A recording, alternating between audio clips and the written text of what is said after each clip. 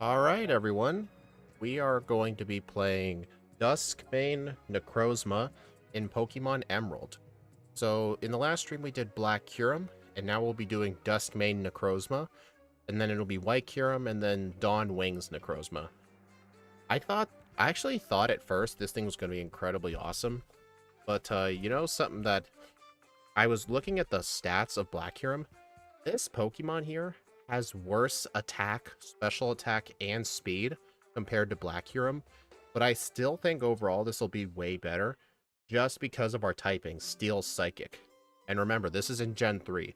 In Gens, basically until Gen 6, Steel is resisted to Ghost and Dark moves. So, that means our only weaknesses are Fire and Ground.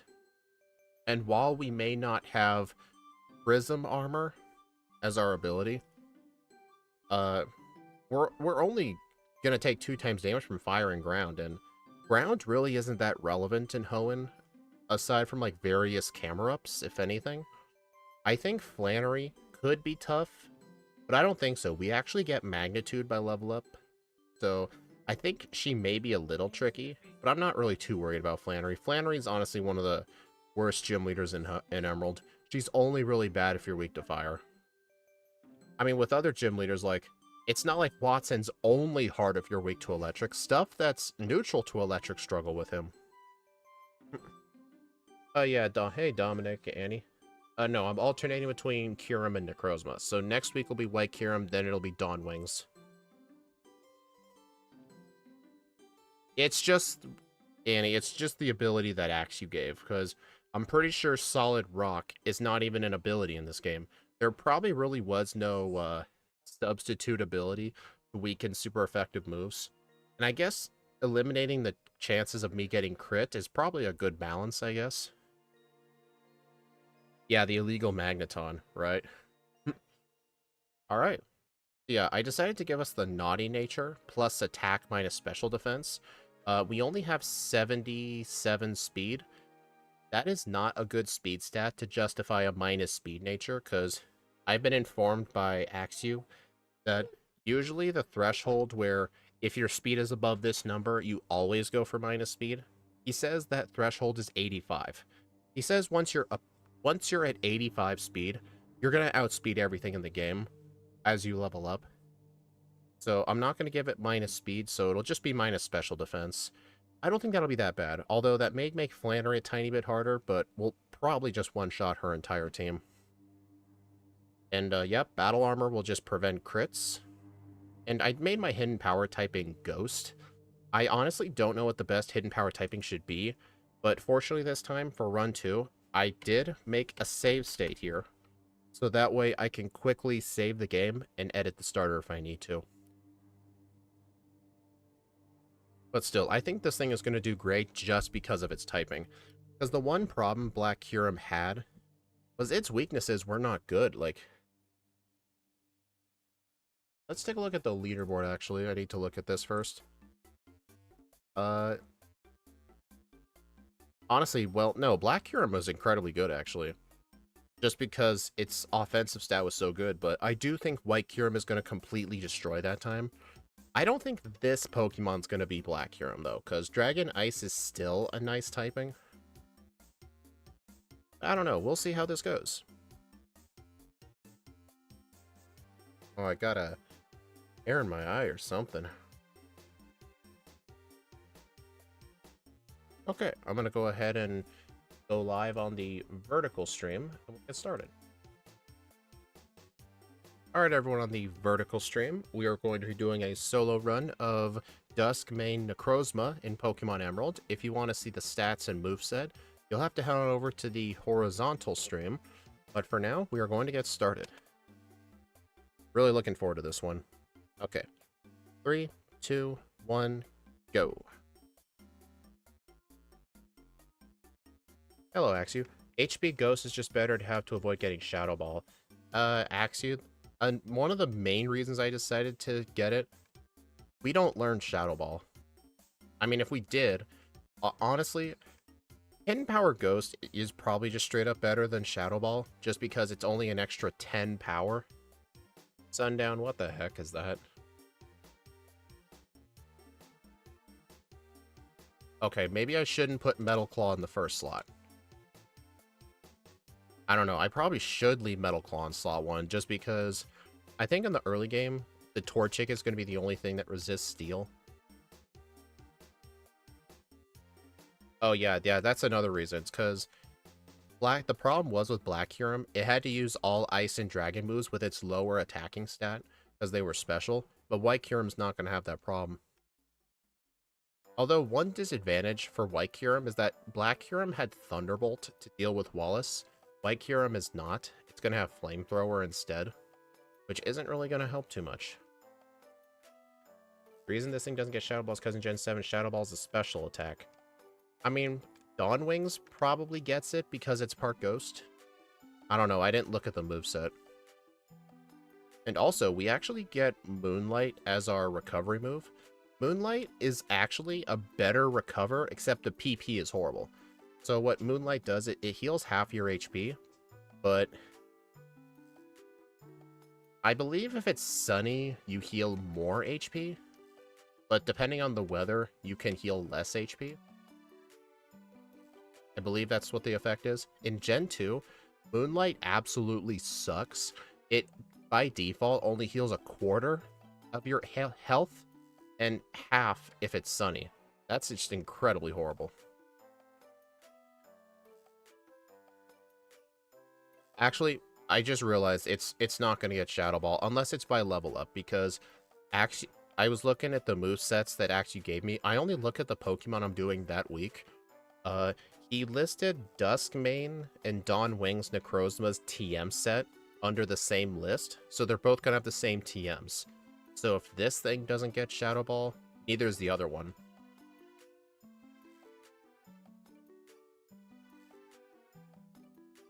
Yeah, actually, getting Shadow Ball from Mount Pyre, it's a really huge time sink, and it's just not worth it unless you need the extra range that bad.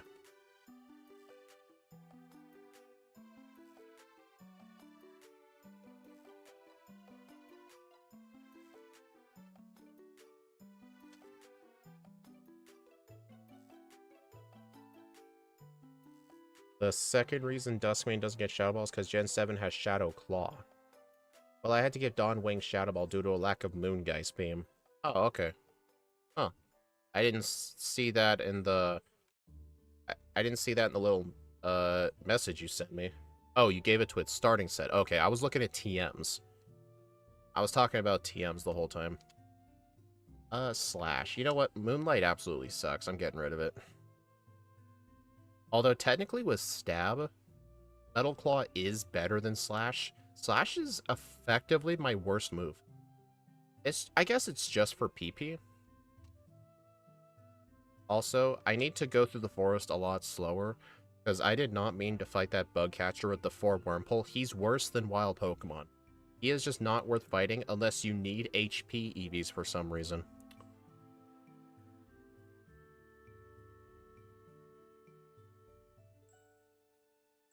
Oh yeah, I'm guessing Meteor Mash is because this thing wouldn't be able to use Sunsteel Strike, just because we didn't backport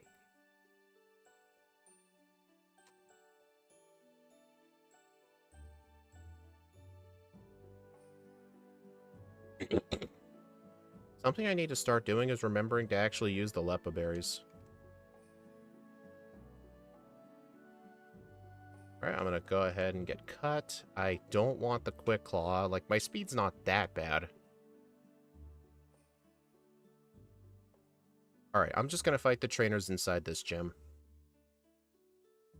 I mean, we are in the slow level up group. We don't want to just skip every trainer. That's not a good idea. And also, I do have a dilemma coming up ahead. We can choose whether to fight Brawly or delay him. I say I skip Brawly if either I'm weak to... Either if I don't have a super effective move, or if I can't learn Bulk Up, I skip him. I can't learn Bulk Up, but I do have a super effective move in Confusion. But do you guys think it'll be enough? I mean, we have 119 special attack, I believe. And we're not weak to fighting. So I don't know. What do you guys think? I mean, our defense is still really nice. It's better than Kyurem's. And Kyurem's was weak to fighting, so I had to delay Brawly. Brawly's fine. Yeah, that's what I'm thinking, because it always is better to fight him earlier if you can, so that way you get the XP for Wallace. Or not Wallace, Watson. Nice, I got an attack boost. Dang. Dude, 2 attack boosts. That was just overkill.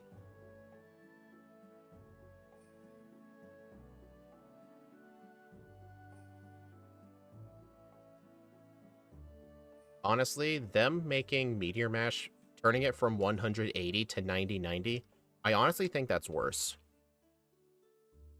I don't like it when they nerf the power of moves.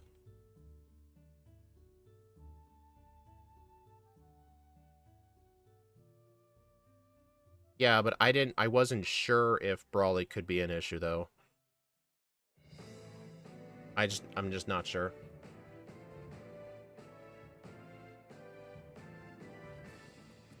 Although, it's definitely fun having to rely on a move with 95% accuracy.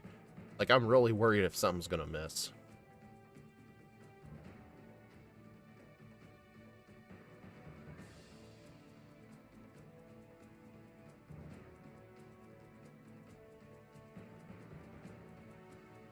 I also disliked when they nerfed the beams and the blast, but they didn't even compensate with an accuracy buff.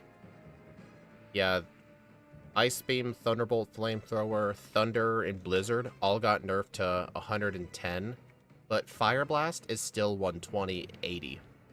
Like, the accuracy and power of Fire Blast was never changed. I don't really know why. More consistent, yeah, but who's going to notice the difference between 90 and 80? Well, I guess that is a huge difference. I don't know. Oh, it is 110 now? Okay, what I meant is... Well, I was wrong about the power, but it's still 80 accuracy. 85, I believe. The accuracy is still the same. Actually, I think it was 1 Metal Claw and 1 Meteor Mash. Because Meteor Mash and Metal Claw can both raise your attack. I believe they're both 20%. Oh yeah, they made Rock Tomb extremely good. Alright.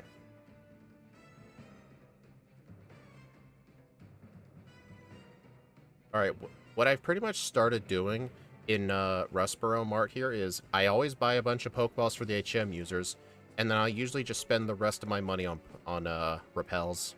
Because I need the repels to last me until Fall Arbor. I'm trying to avoid buying potions this early in the game just because there are a lot of free ones you can pick up, and there's a lot of mandatory heals. Like, in fact, in the Devon Corporation, when I returned the parts, I got a free heal. Alright. Time to search for the HM, friends.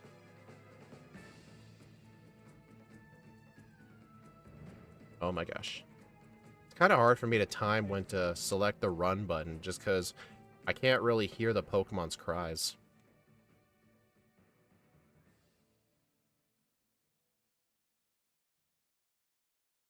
Focus Blast is still 120. I mean, there's not really that many, like... I mean, it's one of the few, like, special fighting moves. I guess if they nerfed it, then it would just be really bad.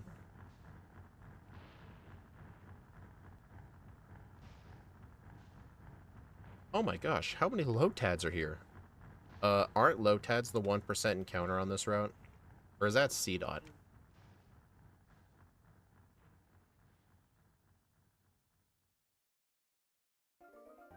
Wow, I hate Zigzagoon. C-Dot's the 1%? Okay. I know in one of the games, Lotad's 1%. Dude, Zigzagoon's supposed to be, like... Isn't Yeah, Zigzagoon's supposed to be, like... It's not 20? Okay, hopefully it's not as bad as Decidueye, because Decidueye literally took 30 encounters. And what is this, like 15? It is starting to get really bad. You kidding. Okay, I know Ralts is the 1%. That is just dumb.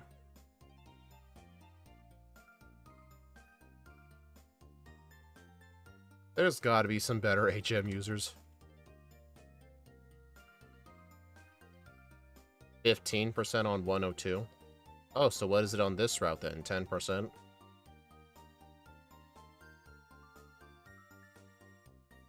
What about Route 101? Is that 15%?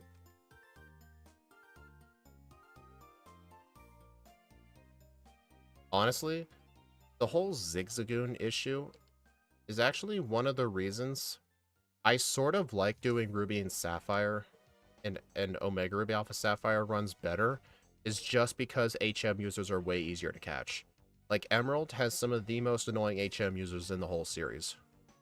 Because they just wanted to give you a bajillion Poochienas for no reason.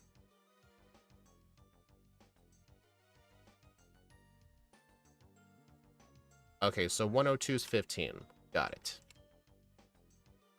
There we go.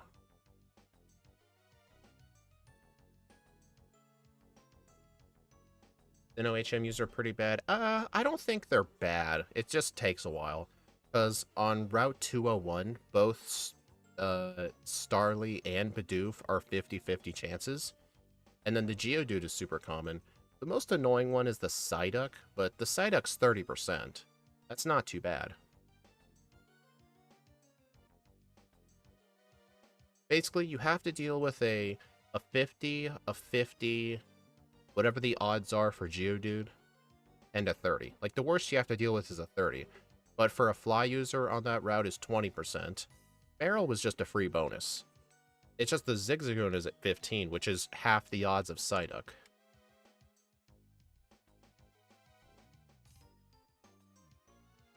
Yeah, Andy, the problem is with B-Barrel, though. I used to catch B-Barrel as my HM user instead of Psyduck. But the problem is B-Barrel to the west of Heart Home City is 20%. And in Diamond and Pearl, it's 10%.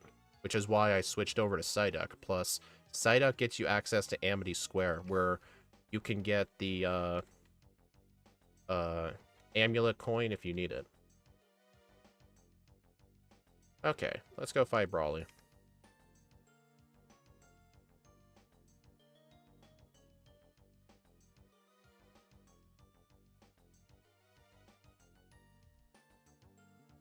I liked the Rock Climb HM. It made routes more interactive. I absolutely hated Rock Climb as an HM. Rock Climb was a horrible move. It's an exact clone of Takedown, just with a flinch chance. Like, the move was horrible. That was one of the biggest reasons I didn't like Sinnoh as a kid that much. It was just because of the, like, Sinnoh takes HMs way too far, honestly. And honestly, before that, it was Hoenn.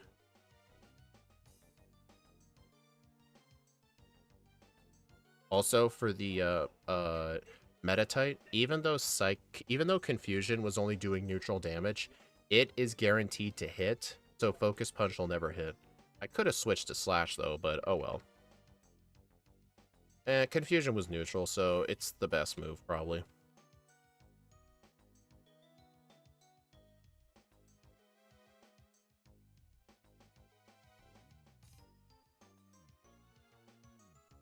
You had a Smeargle with the HM moves.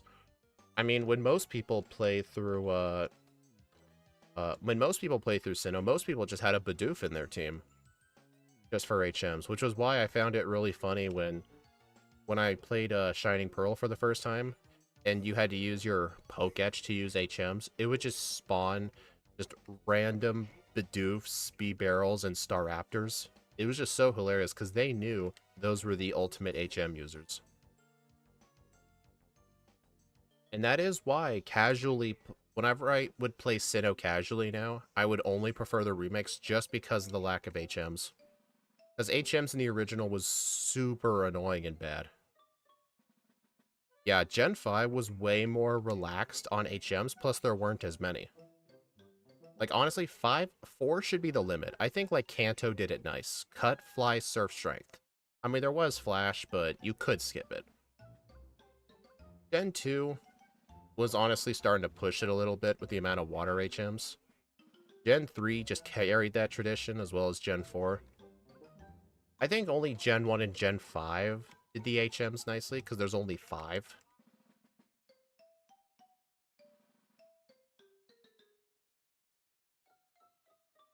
Like, I liked how Black and White 1, HMs were only mandatory for optional areas. It wasn't really required for, like, in-game areas, which was nice. Well, here's the thing, like, if you need to travel across a whirlpool on the water, what if you have Surf on your one Pokemon, but Whirlpool on another? Does that mean, like, as you're surfing, you have to immediately hop onto something else just to traverse a whirlpool?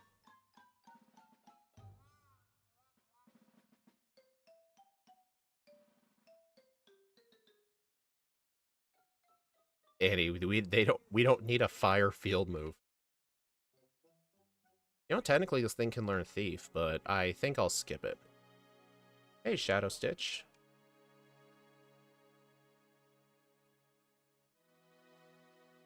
Three HMs if you want to add the Surf Canyon, Victory Road, Black and White 1.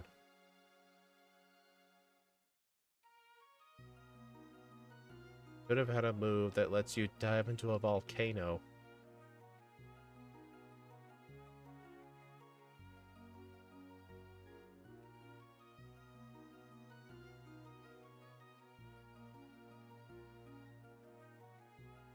I guess it wouldn't be that bad if just HMs were forgettable. Like, if you could unlearn HMs on the fly, then I don't think people would be as upset about it. Like, I get they needed to lock progression, and I guess it made sense to have your Pokemon and badges lock the progression, but I think what would have been a better idea is if, like, when you defeat a gym, you get an item. Like, to cut trees down, you could get, like, an axe or something.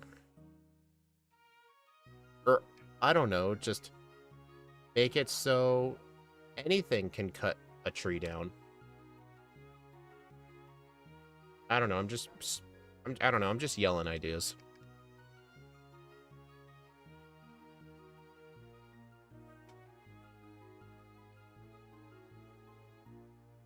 Alright, I'm pretty sure this Pokemon does not need this training, but we are in the slow group. It's not going to harm us to just do these trainers.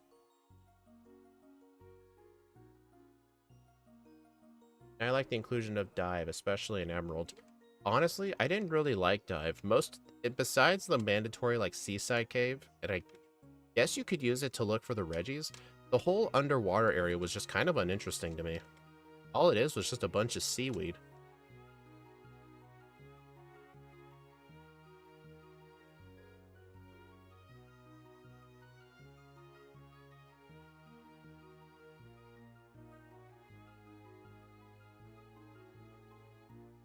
It's just a really good thing this thing gets Magnitude. And we don't get Dig for this thing. It does get Earthquake, though. Okay. Sody Pop. Okay, this rival fight's probably gonna be bad. I'm gonna have to defeat the Combuskin with, Magnitude.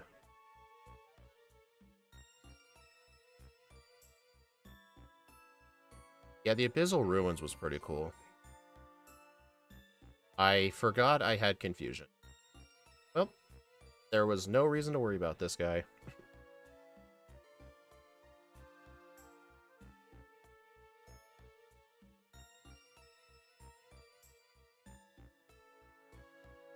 Alright, what's my speed? Let's see.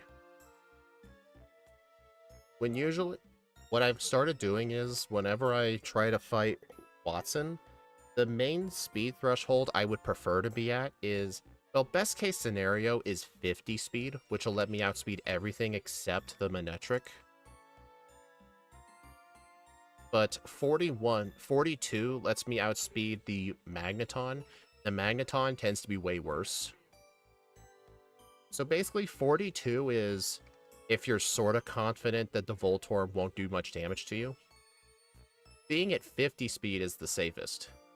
Because, well, technically 56 is the safest, but for some Pokemon that's not feasible.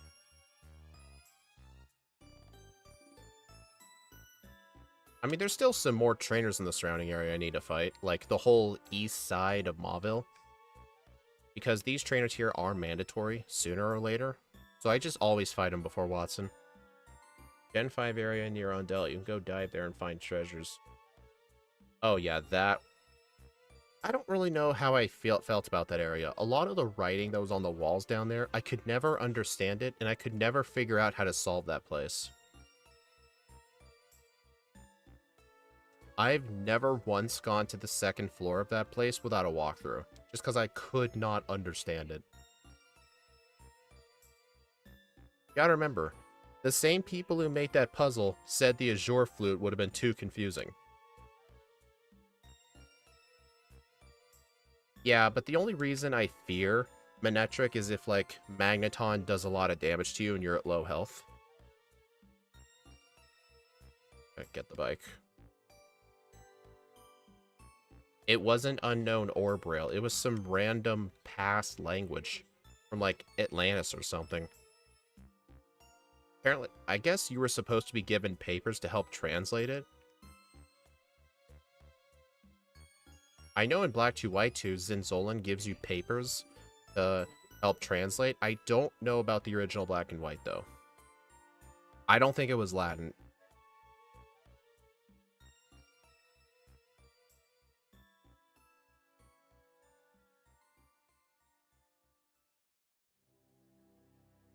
Alright, I'm going to fight a couple more trainers here. I want to at least outspeed the Voltorb. Because technically, the Voltorb could get super annoying by outspeeding and using Spark and paralyzing me, wasting my Cherry Berry. It's not mandatory that I outspeed it, but it's just a couple of extra trainers. I should just do it.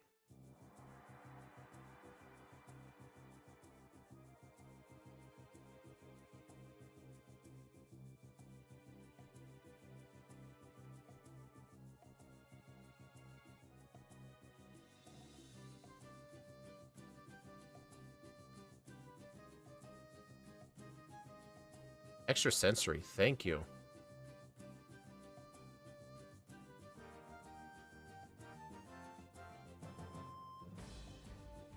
I need to figure out a better way to solve that puzzle. Okay, Cherry.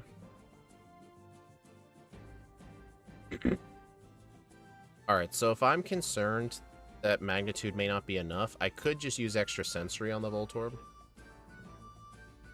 Yeah.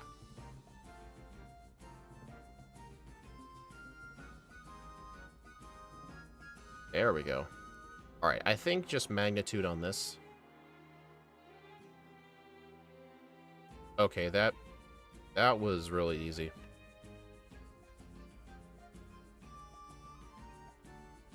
Flannery's coming up. Yeah, Flannery is technically the only gym that I should really be worried about, but I don't think she's going to be hard at all.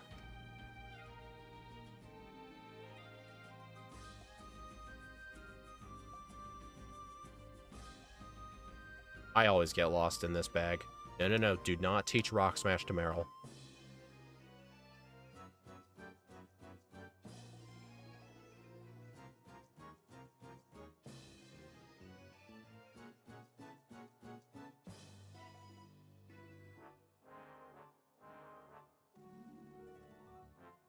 Yeah, and what I've started doing, like, when I started doing these runs, I would try and fight all of these spinners just because there is the chance I'm going to encounter them anyway.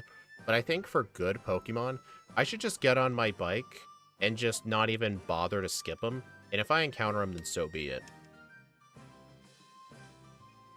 Dude, I always get lost in this bag. I do want to try and fight this person here every run just because trying to dodge both those spinners at the same time is extremely difficult.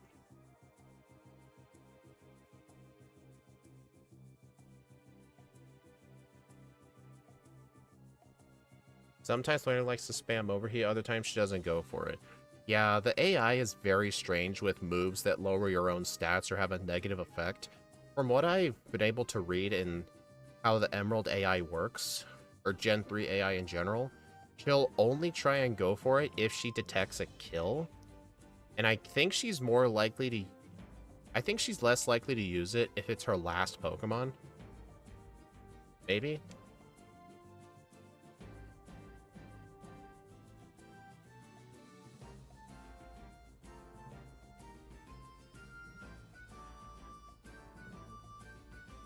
Alright, I still like to fight this person, though. 3 coughings is just really nice. 414 XP each.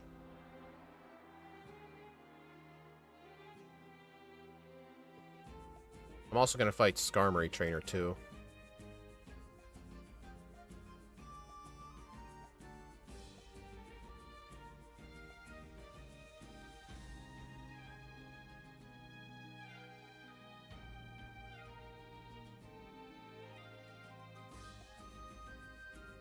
I haven't not missed a single meteor match today. Nice.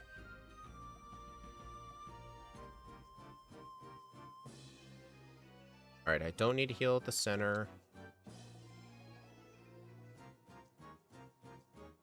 Alright, 41 super repels will last till the end of the game. I've noticed if I buy 31, I do have to buy more later. Alright, this person, I'm going to try and fight every time, because there have been a lot of runs where I'm trying to go to Steven and she catches me. Plus, Lombre's good XP.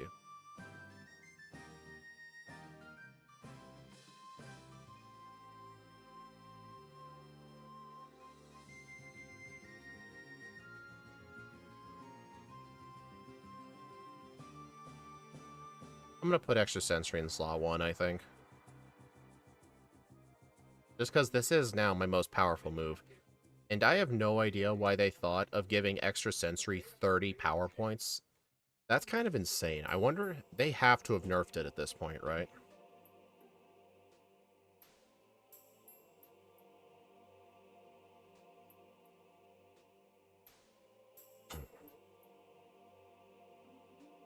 Oh yeah, I got my number down from Super Repel in Black and White 1, 26 to 28. Oh, where do you buy the Super Repels at? I believe you buy them in Nimbasa? Actually, what I do in Black and White, after I defeat Clay, I will go to the Pokemon Center, heal up, and then, since there's no more need for money at that point, just empty out your wallet and just buy a ton of Hyper Potions and a ton of Repels. Just as many as you can.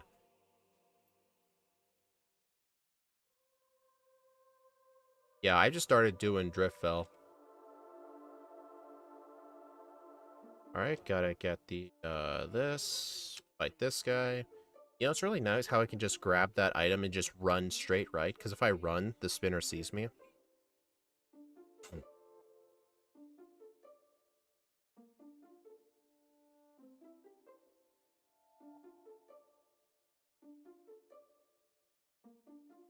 God, I better go this way.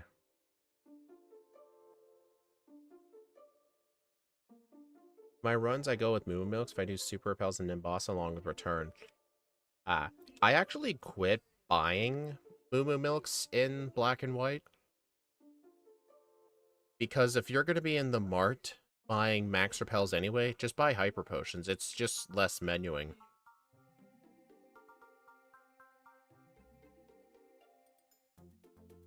Plus, it will get to a point later in the game where Moo Milks aren't even going to be enough.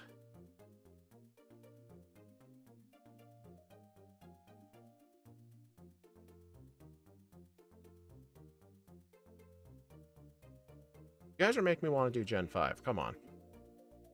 Yeah, I usually just buy 20 Max Repels and then spend the rest on Hyper Potions, unless I need Fire Blast or something. I will say, when you eventually do Volcarona, you're gonna want Fire Blast. No Hiker.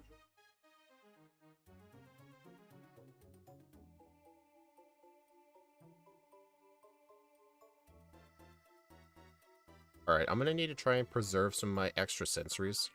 I mean, I know I have Lepa Berries. That is awkward. I know I have, Lepa Berries, but I would prefer to just save one for... I'd prefer to save one for the Camerupt.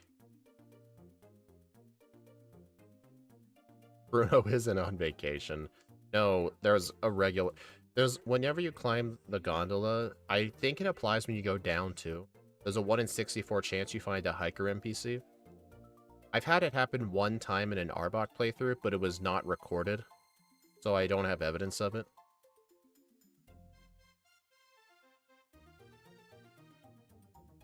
Oh, regular repels. Yeah,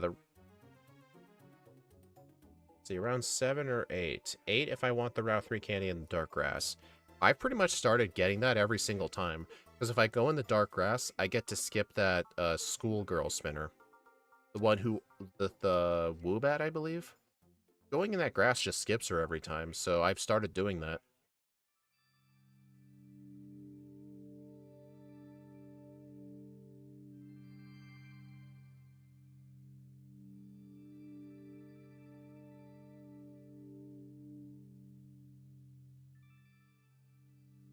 Also, it is kind of concerning that thing did live extrasensory. I probably should have used magnitude there.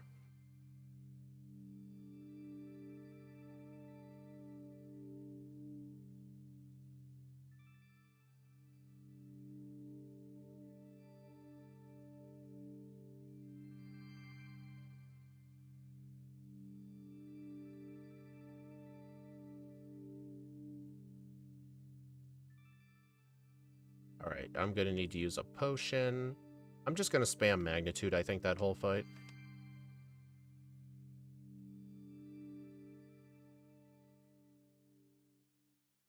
I think it's just way easier to get 11s to just tap one to the right.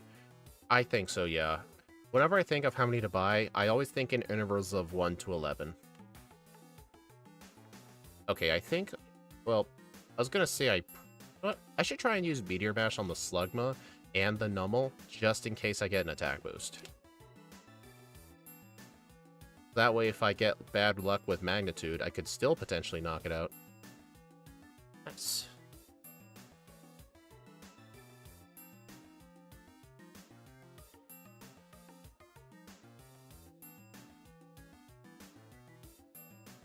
Oh, also, 70 speed lets me outspeed everything on Norman's team. That's gonna be nice. Also, I don't plan on getting returns, so I may actually buy some energy roots.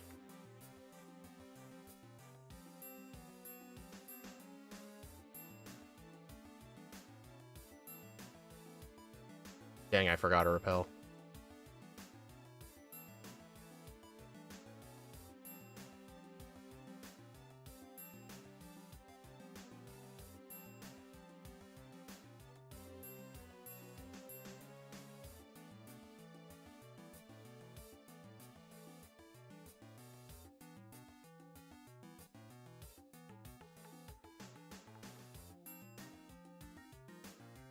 Alright, I think my vitamin of the day is going to be protein.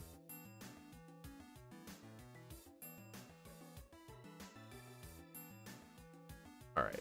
I don't think I want these PP ups. I don't think PP is going to be an issue for this thing. Alright, I don't want that full heal, that guard spec.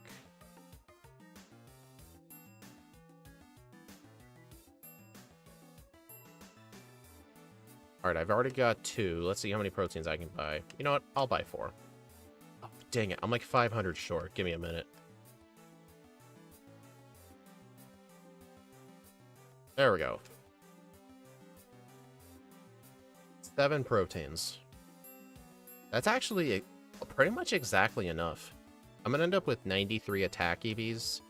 Yeah, but problem is if I use an 8th protein, it only gets me up to 100. It doesn't get me to 103, so that's wasted protein. Yeah, this thing's gonna have a lot of power points. And besides, there is 1 PP max in the magma hideout. I can just use that. Usually in these runs, I've only tended to need the PP max and like 1 PP up. I don't really need every PP up this game has.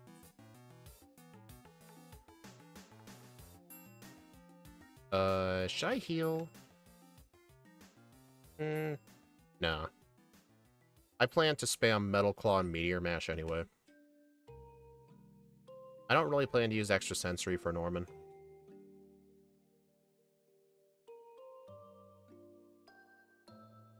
Although, the one disadvantage of not having it is I wouldn't be able to use Counter. I wouldn't be able to bait it into using Counter and get away with it.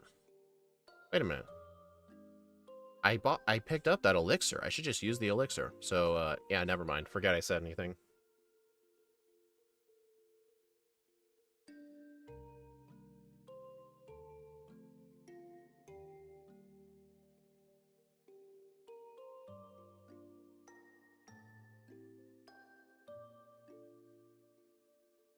I still have the cherry berry. I haven't even used it.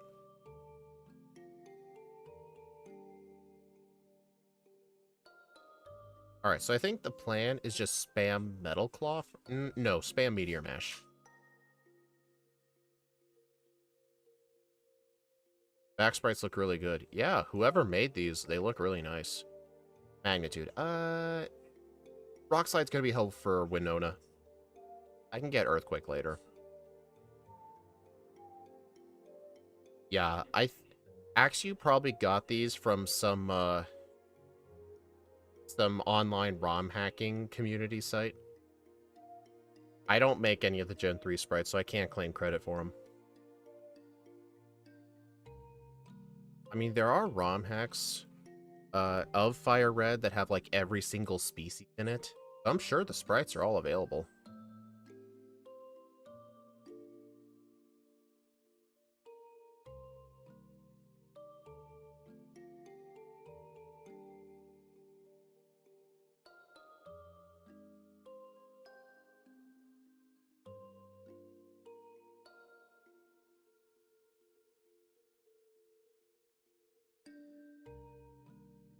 Alright, there's an item to the left. It is an ether, but I don't want it.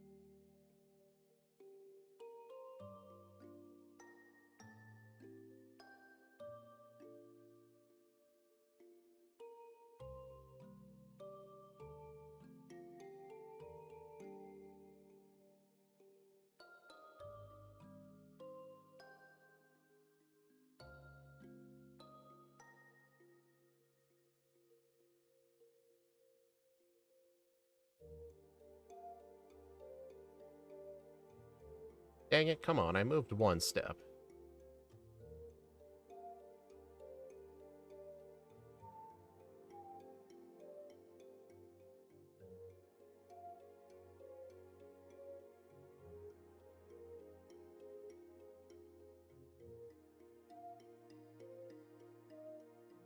I pretty much just use that iron every single time.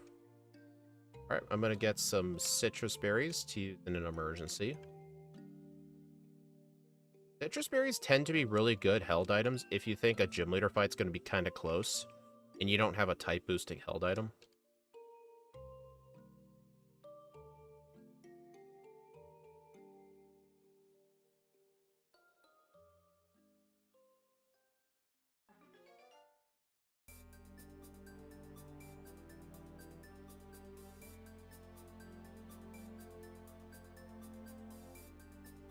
Oh, yesterday I actually fully edited and uploaded 2 Emerald videos that'll go up in a couple of weeks. They're already up for YouTube members. But yeah, so I've had to deal with a lot of Emerald this week. I'm trying to get further and further ahead on the videos, but it's kind of hard. Like right now, I'm ahead by 3. Well, technically I'm ahead right now by 4, but the problem is by the time my 5 days of work are over and I'm back to my days off, it's back to 3 again. So I'm effectively at 3 ahead.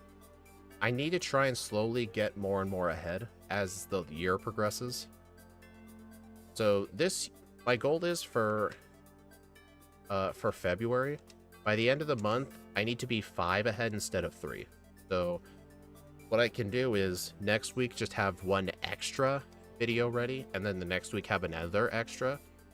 So like get 3 videos done in 2 days, not 2 in 2. I mean, I can do 2 in 2 days easily. I mean, the 3 in 2 days, I can do it. It's just, I just can't do that stuff too long, otherwise it drives me nuts.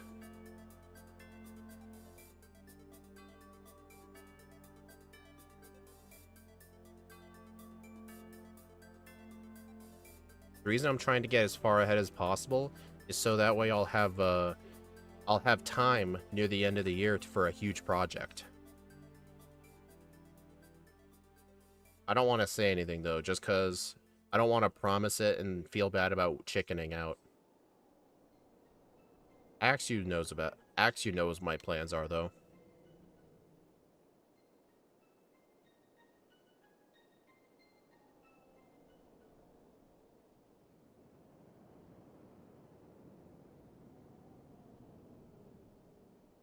Citrus berries are handy. Did they get an upgrade in the later games? Oh, yeah. In Gen 4, instead of healing 30 HP, it heals a third of your HP, I believe. A third of your HP when your health falls too low. Yeah, citrus berries in the newer games are super good. I mean, even in this game, they're still good. They're still okay.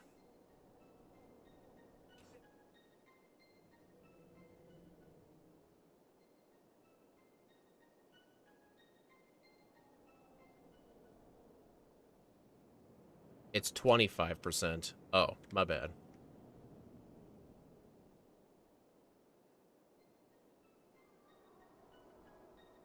Yeah, it's still helpful, but nowhere near as good as the modern citrus berry. I mean, the Gen 3 citrus berry is literally just a reskin of the Gen 2 gold berry.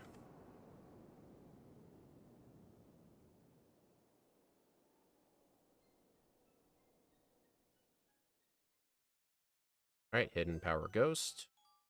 There's no reason to teach it for this fight. Oh, technically, I could have deposited my HM users, but I'm not really worried about making this fight a one-on-one. I have Rock Slide. I think I'm only going to deposit the HM users here if I think this is going to be too slow. Oh, nice. Even though the base power got split, it still one-shot the Swallow. That's nice.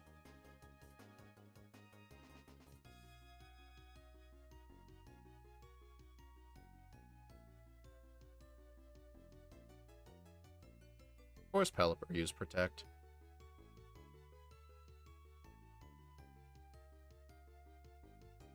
Thought to avoid it. Alright, so I'm sure on the next turn I'll hit them both. Yep, there we go. Gen 3 Citrus Berry isn't weak at the early levels. Oh yeah, the early levels Citrus Berries are kind of busted. Funnily enough, even in the newest games, Oranberry still only heals 10 HP. Like, they didn't think of buffing the Oranberry.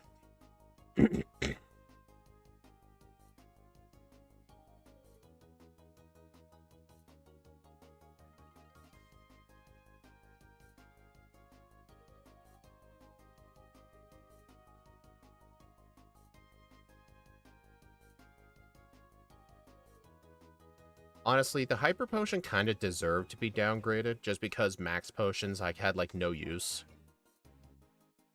But, I mean, they did buff Super Potions. They buffed those up to 80, and Hyper Potions went to 120. And I think regular Potions now heal 50? On.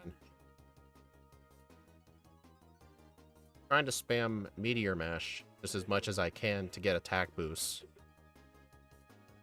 Okay,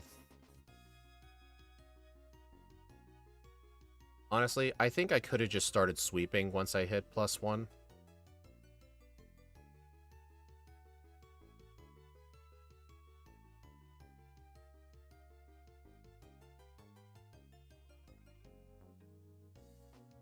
Drinks better than potions. Well, the problem is buying the drinks is slow. I only ever end up buying, like, lemonades and solo runs, only for runs where I need to buy a buttload of healing items, and usually that only ends up being Wobbuffet.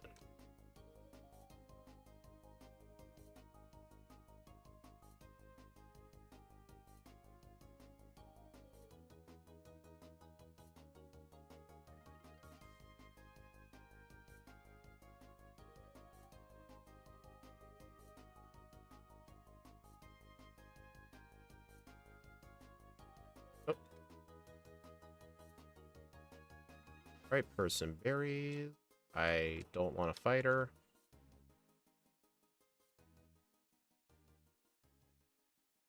Alright, gonna fight these two trainers.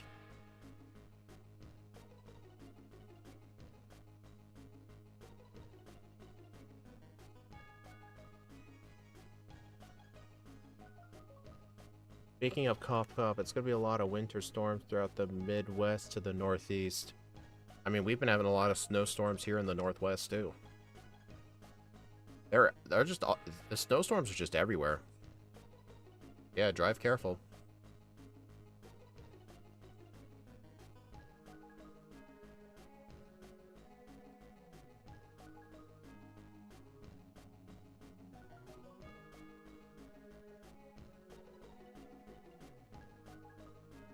Honestly, my moveset isn't really that good right now. There's honestly no reason for me to hold on to Metal Claw. I think I might actually go get Substitute right away.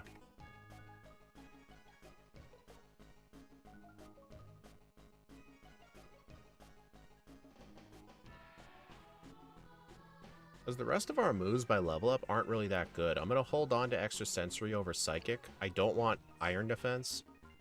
And I guess the only good TMs worth teaching right now were like Hidden Power Ghost and maybe Brick Break.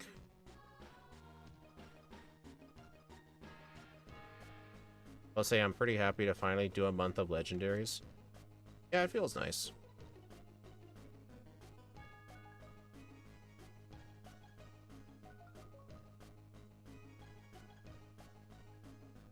Alright, I'm getting rid of Metal Claw.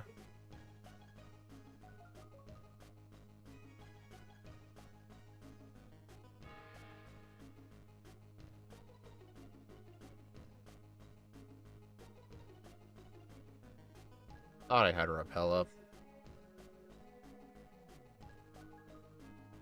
Oh yeah, and Earthquake. Honestly, which is going to be better, Brick Break or Earthquake? Because they're both going to be really good against Steven anyway. I'm honestly thinking Brick Break might be better just because it does give us a really good solution for Sydney.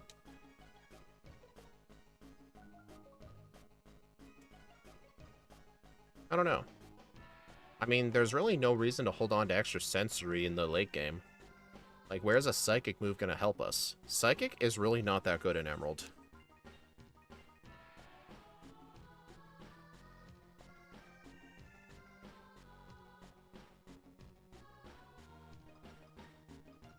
I like using and loading up Fresh Water and Lemonade and Soda Pop early game. I never really utilized those in regular runs. Third place in Chicago was 20 below zero. That's just insane.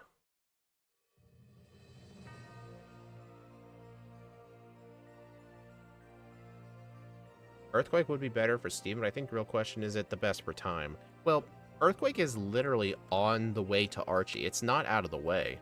Technically, Brick Break is more out of the way. Because you have to enter some guy's house into top list to get it.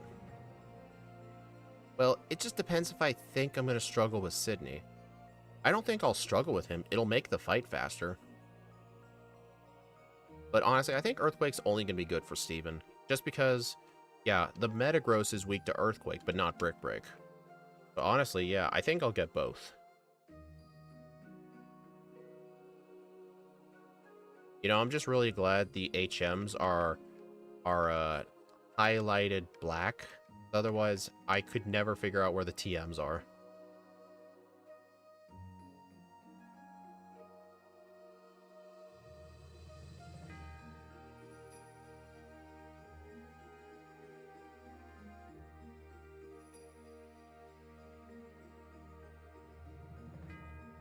Alright, I did teach strength. Yeah, I did.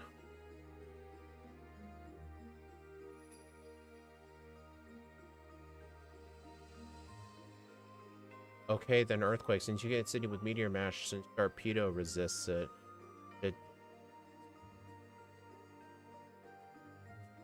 Sydney doesn't have Sharpedo in Emerald. He only has that in Ruby and Sapphire. Unless you were talking about, Archie's, but Archie's Sharpedo just sucks. Honestly, though, the Sharpedo on Sydney's team in Ruby and Sapphire is actually really good. That thing has Surf. And it's really fast, too.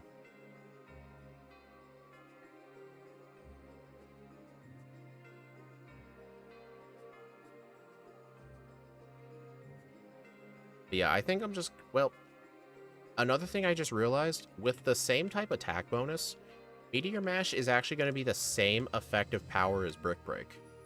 A super effective Brick Break, 75 times 2, is effectively a power of 150, but Meteor Mash with Stab is 150. So Meteor Mash is going to be the exact same as Brick Break, just with less accuracy. So I think I should just completely avoid Brick Break entirely. Oh, it's the Crawdont. Yeah, it's Crawdont. I mean, his Crawdont really isn't that good.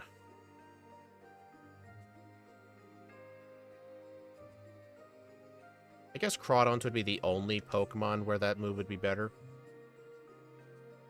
Yeah, I mean, it's true, Brick Break can't miss, but the problem is it's out of the way. And I don't want to go out of the way for a move for only one Pokemon unless I'm gonna need it super bad. I mean, what's the Crawdon gonna do? Use 2 Swords Dances and hit me with Slash or whatever its normal type move is? I mean, besides, I think regular Meteor Mash could probably one-shot it. It's I don't remember if that thing's defense is any good or not.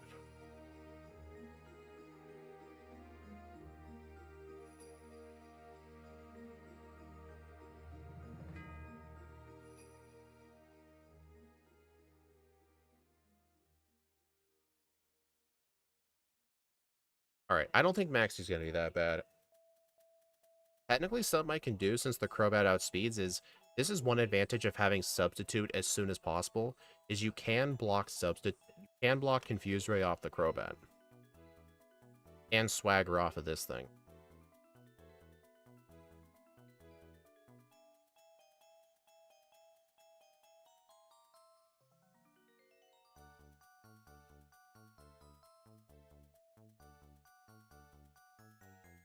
Oh. Well, the Substitute's not going to block the Confuse Ray, but... oh well, it's just Crobat.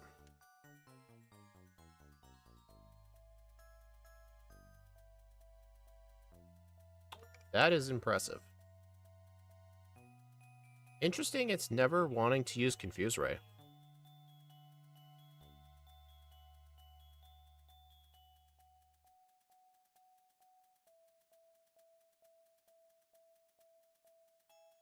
Alright, I'm gonna go get the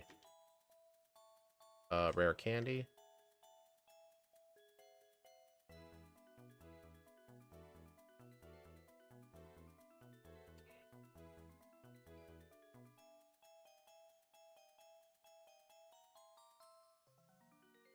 Alright, I'm gonna PP Max Meteor Mash.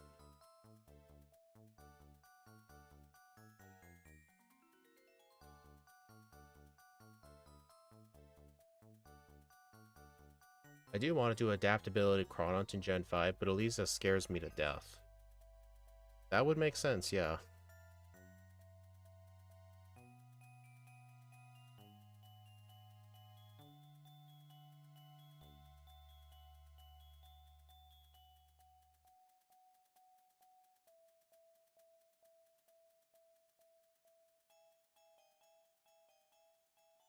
Alright, just in case. I need this for Steven. I very much doubt it, though. Alright, so in that rock right there is a PP up. But I don't think I need a regular PP up, just because the PP Max exists.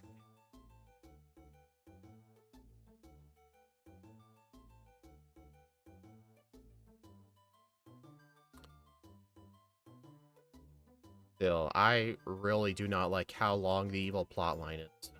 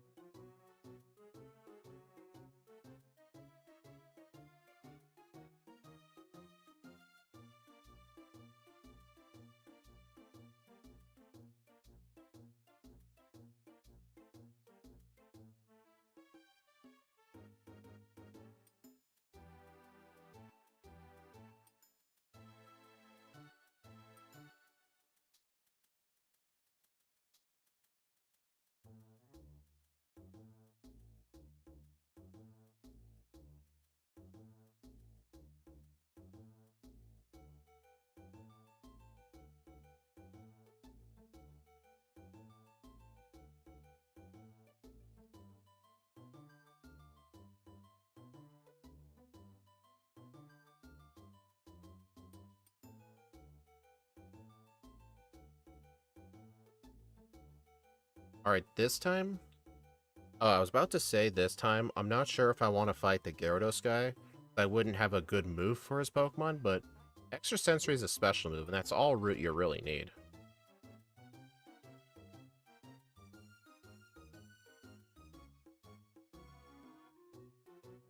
Also, here's something I've learned. You can't get Moss Deep City on the fly map here unless you get onto this island here. If you just stay on the shore, you can't fly back later.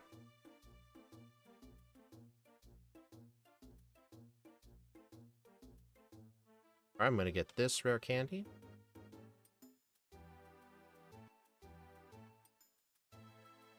This thing is gonna have some problems at Steven Stone because Dusk main Necrozma is going to be weak to ground moves. So I think getting all the rare candies is a good idea. Yeah, it's got good special defense, but I don't want to face Gyarados with physical moves.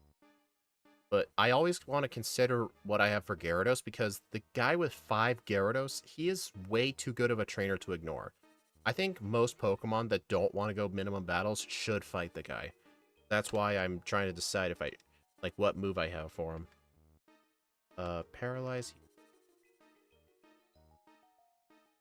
Yeah, Intimidate.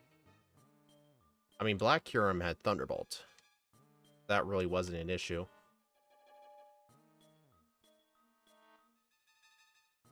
Alright, I am going to try and start skipping most of these guys. Most of these trainers here are awful training. The whole point of this is just to get Pacific Log on the map, defeat the Gyarados guy, and get the rare candy. Plus, with Pacific Log on the map, I can get the Sky Tower a lot quicker. Yeah. What I used to do is, when the huge storm was happening, I would fly to Moss Deep, then surf all the way over there. But it's just... I think it's just faster and more efficient to just get the map fly point now.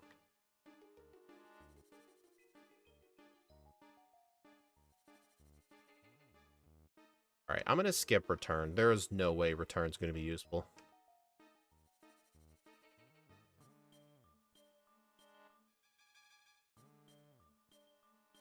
Actually, I could use Substitute.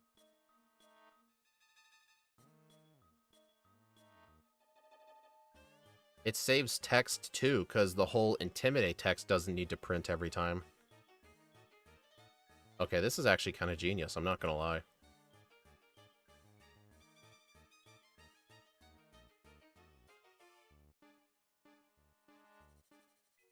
Plus, the two Gyarados gives 2 attack EVs, so fighting this guy is 1 protein.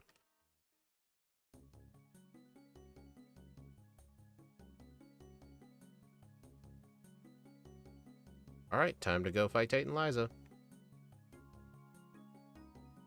Also, just because I have Rock Slide, I'm going to try and fight these trainers both at once now.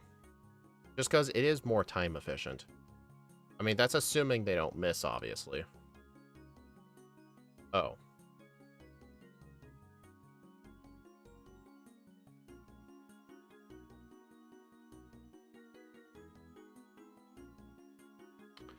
Okay, then.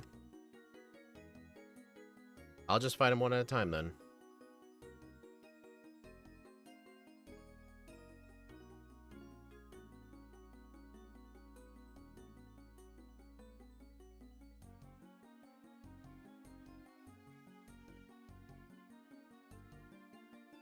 Oh, I had no idea I could skip that girl down there.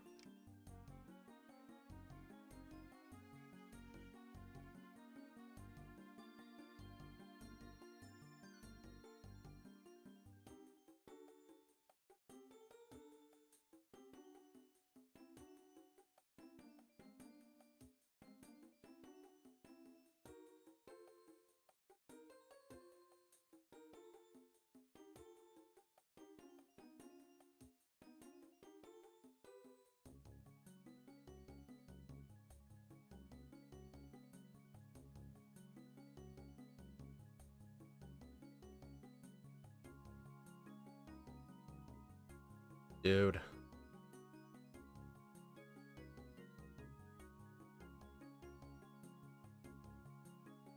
Curlia, come on. Okay, this is obviously not faster. I should just fight these people one at a time.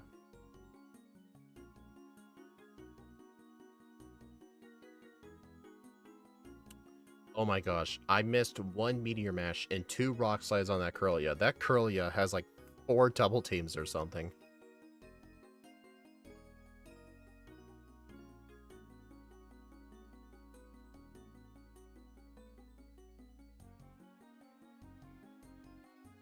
Alright, equip a Citrus Berry.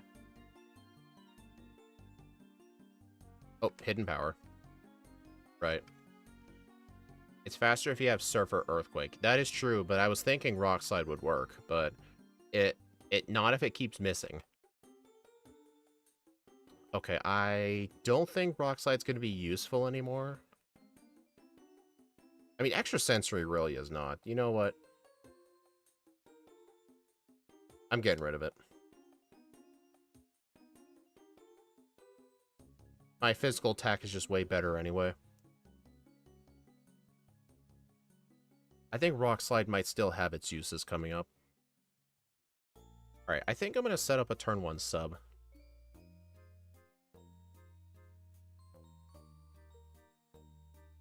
That didn't really do much. Alright, let's see if Hidden Power should one-shot, right? That was a crit. That may have mattered.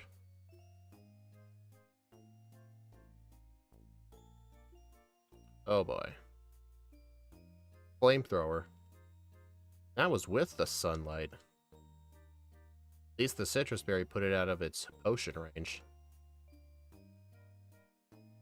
I think I better defeat the Xatu first. Don't put me to sleep. Thanks. Yeah, the crit may have mattered for the Clay Doll. But yeah, I think using the turn 1 sub was an absolute waste of time. I should not have done that. Because I forgot the Clay Doll likes to use it. I believe with how their AI in battle works specifically, the Clay Doll will always spam Earthquake, just because the rest of their Pokemon are either part flying or have Levitate. The only time the Clay Doll doesn't use Earthquake is if one of your Pokemon is a flying type.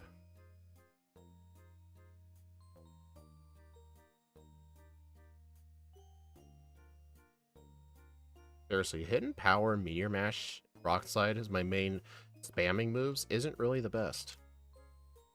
But Extra Sensory was just not getting the one-shots. I mean, I have the special boost now, but it's kind of too late, too little.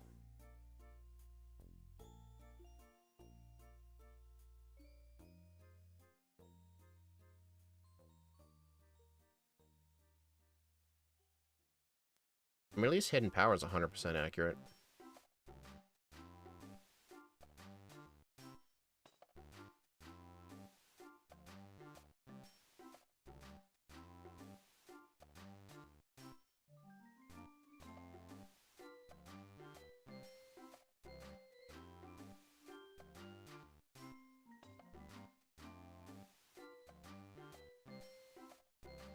Oh, also, Substitute makes this fight almost free because they can't use Confuse Ray or Swagger on you, plus the rest of the Intimidates will not work from here on out. Yeah, that camera up doesn't even have Earthquake.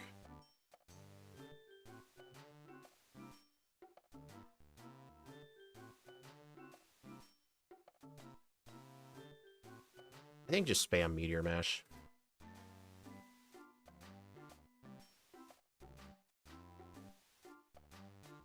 Alright, yeah, this isn't gonna be too fun.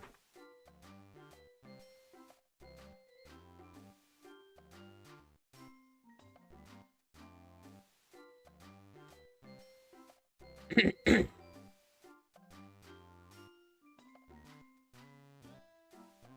gonna switch to Rock Slide here.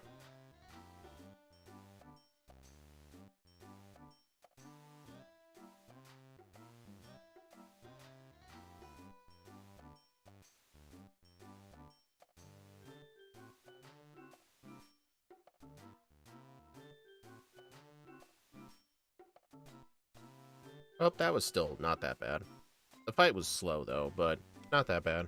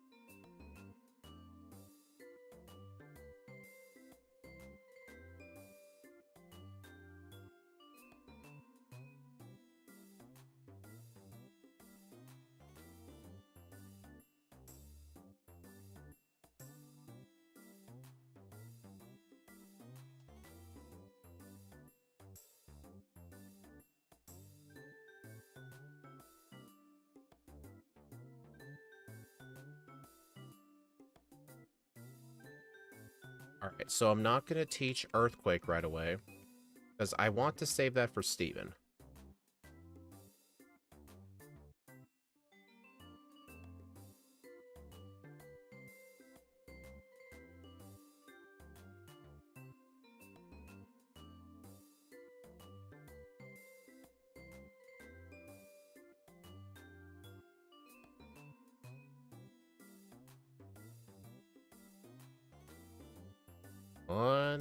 I get an attack boost. Darn.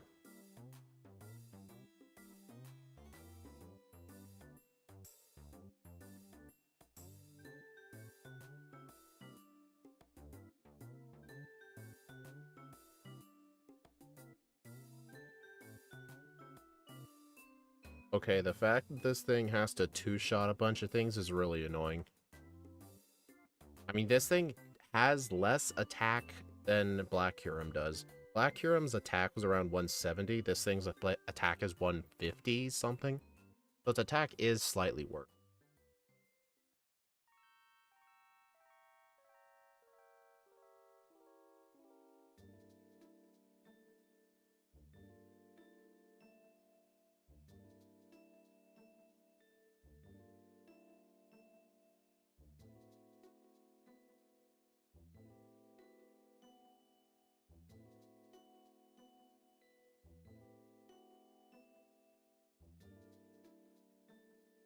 Alright, I need to remember, once the Rayquaza chases these two Pokemon away, I need to get Brick Break.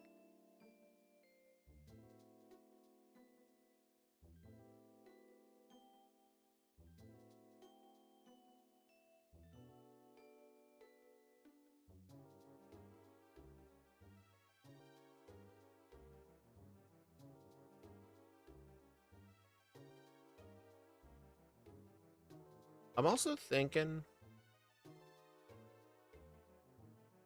I've been thinking about the fact that Sunday is going to be the Super Bowl. I know most people are probably going to be busy watching it, but there may be some people who just have no interest in watching it and would prefer to, like, I don't know, watch solo runs or something. I'm actually thinking of doing a sort of an interesting stream for Sunday. I'm also thinking can't relate. I can tell. Hey, Shadow. Great. I have to say Shadow Tricks. I don't know if Stitch is still here.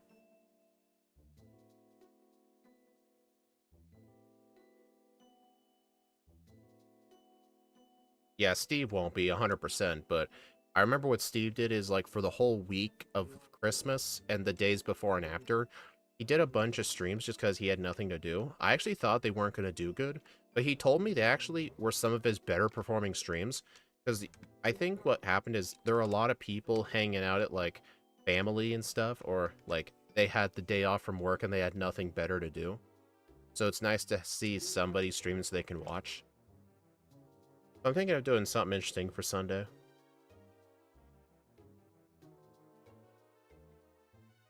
Like, I was thinking of having a versus video stream. I do one Pokemon that I think would resemble the Eagles, one that I think would resemble the Chiefs. Like an Eagle Pokemon's gonna be pretty easy, but what am I gonna do to represent the Chiefs, though? What's the Chiefs mascot? Some people don't have families. Pretty much, yeah, that's the demand right there. Either that or they're hanging out at family's house and maybe, like, they've already had their family breakfast and... Oh, crud. Well, that sucks. Well, that's gonna be some time saved for the next run. Oops. You know what's interesting? If these trainers weren't so out of the way, I would train here most runs. I think Juan's gym trainers are only really good if you're desperate for experience. Just because you have to purposefully fail the puzzle. It's a wolf? Okay, so we'll need an eagle Pokemon and a wolf Pokemon. And I need to decide what game to do it in. Ah, crap. If anyone has any ideas, feel free to say them.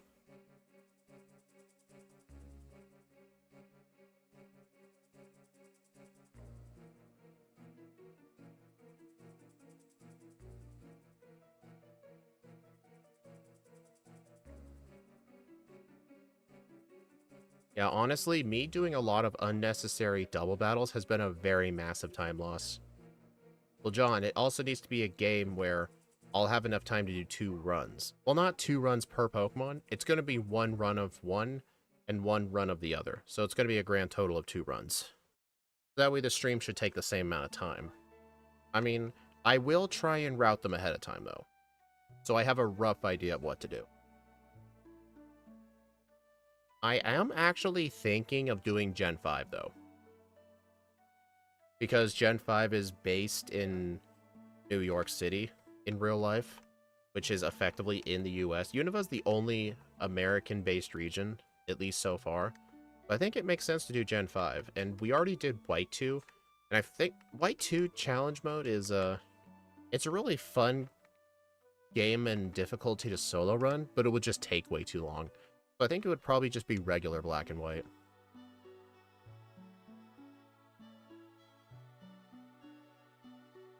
Deal with Pidgeot. The only one I can think of is Lycanroc. Yeah, I don't think Lycanroc's gonna cut it.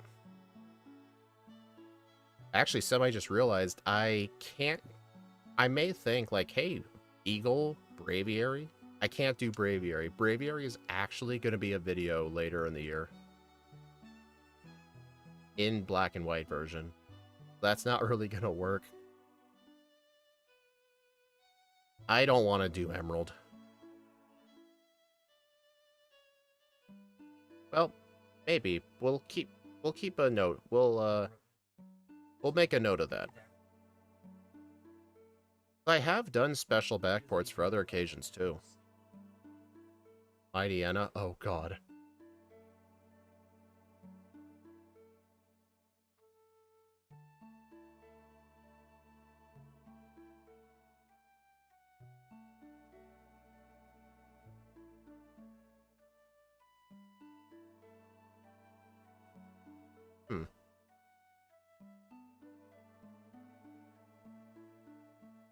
Yeah, that's true, that's true.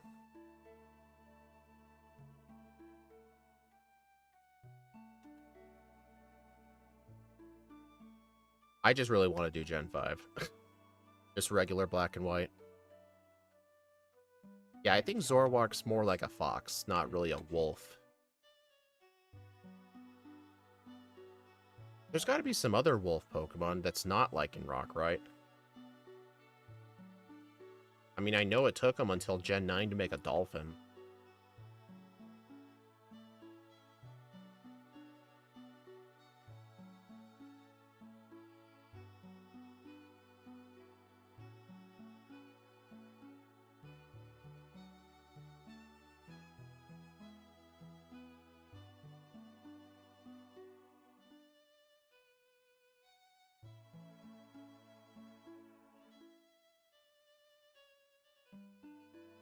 Well, here's the thing, John. Just because a Pokedex calls it a wolf Pokemon doesn't mean it's a wolf.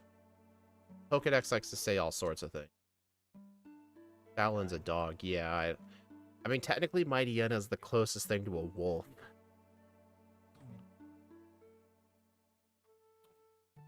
What would the eagle be, though? I don't think Pidgeot would be a fair one, either. Okay, I really should have used Meteor Mash there. Try and get some attack boosts. Also, Iron Defense could be useful for Steven. I'm just saying. I probably should have taught Brick Break. I was supposed to get it into Topless, and I forgot.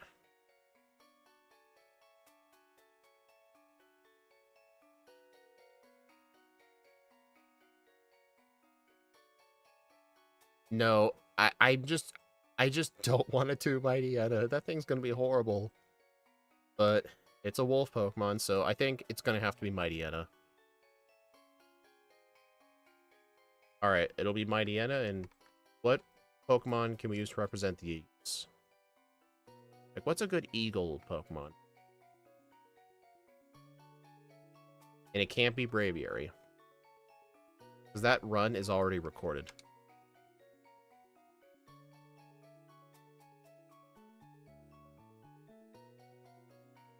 Yeah, John, I think that might have been a text delay, but no, it can't be Braviary. You're gonna head off? Well, thanks for stopping by, Axu.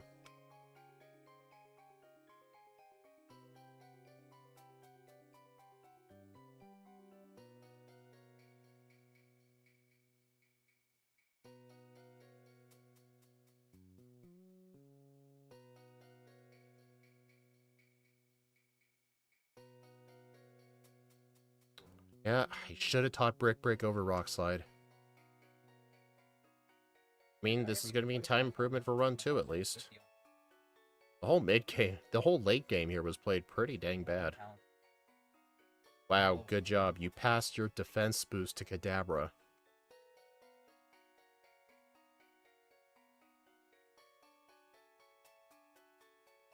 Yeah, just anything in the first 5 gens. Is there anything in the first 5 gens? Skarmory? I don't know. That doesn't really fit the...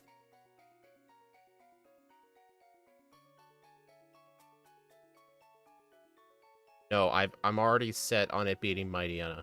Because Mightyena is like the only true thing to a wolf.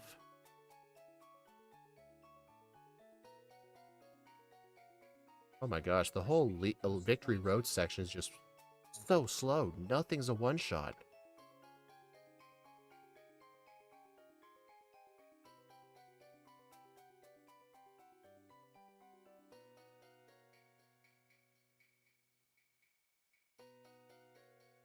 I still don't know if I want to do Pidgeot, though.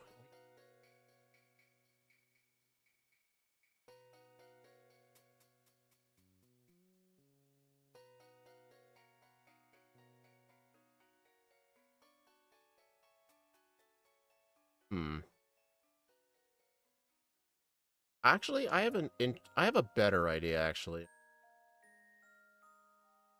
Maybe I could... Hold on.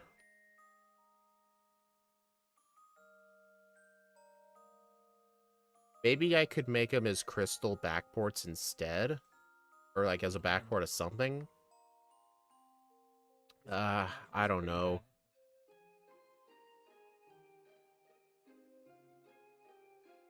Well, I've already said on Mightyena being the wolf. You know, I guess it might just have to be Pidgeot, then. But then again, people are going to be upset that Braviary wasn't used. Because Braviary would be so perfect. Why did I already have to make a run of it?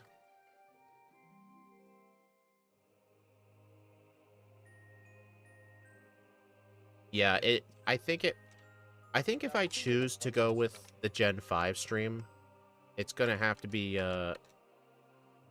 Pidgeot and Manectric. Or not Manectric, Mightyena.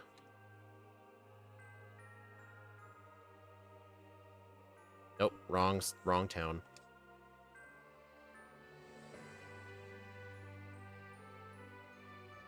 I don't know, Zoroark seems more like a fox. It doesn't really seem like a wolf.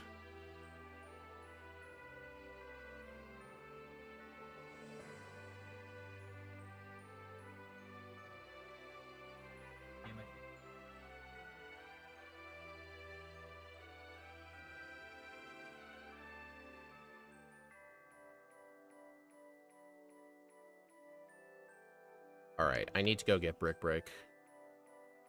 I should have had this over Rockslide going into Victory Road. It would have sped up those trainers so much.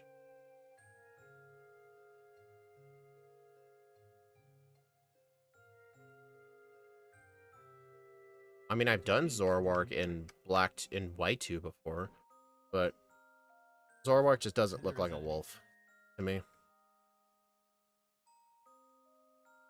How about Gen 3? I don't know.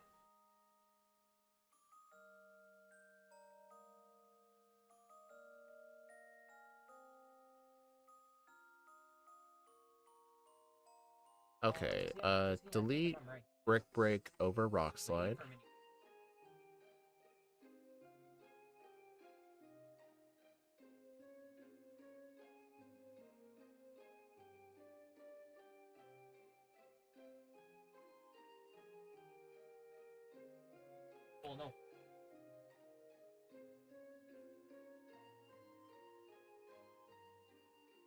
I need to use Meteor Mash immediately.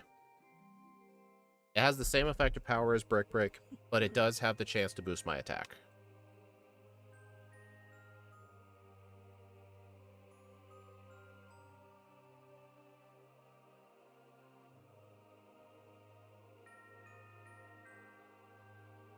Emerald or Fire Red would be the fastest to complete. Emerald? Well, here's the thing. My average run times in Black and White 1 are around 130. The Black and White would be roughly similar to Emerald, and that includes Steven.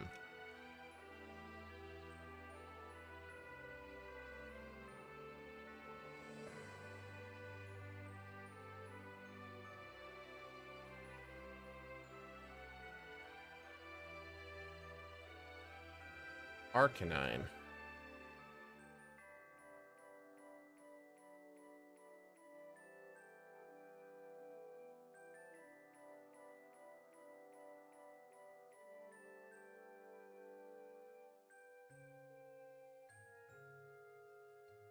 Oh my freaking god.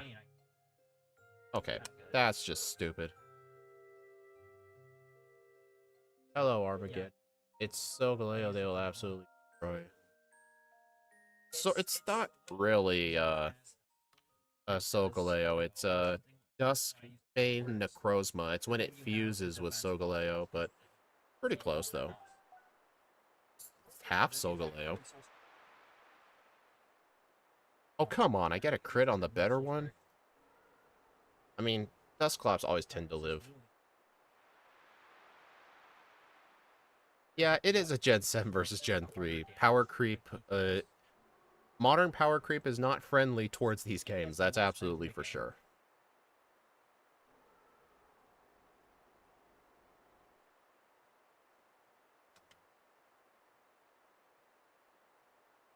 Alright, Brick Break and Meteor Mash.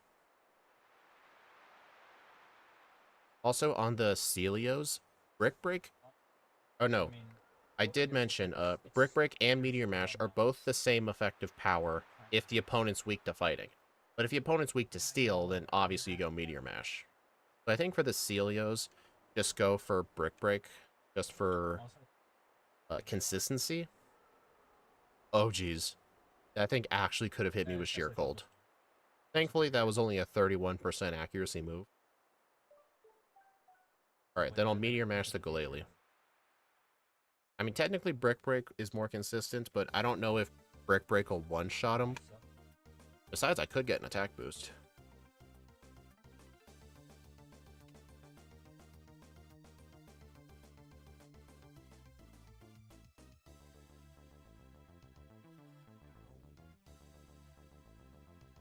Honestly, I may have to scrap it being in Gen 5. I think the best Pokemon might just be Lycanroc and Braviary. I think those are just going to be the best ones, but I'll need to do it in a different game. Like, I could do backports. Maybe either Gen 2 or Gen 3.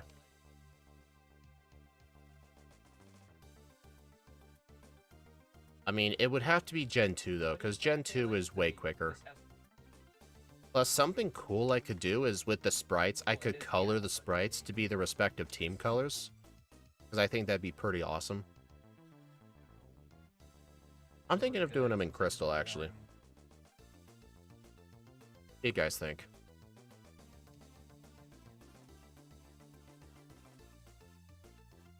Oh my gosh, quit missing Meteor Mash. Okay, I cannot believe that. That is so dumb.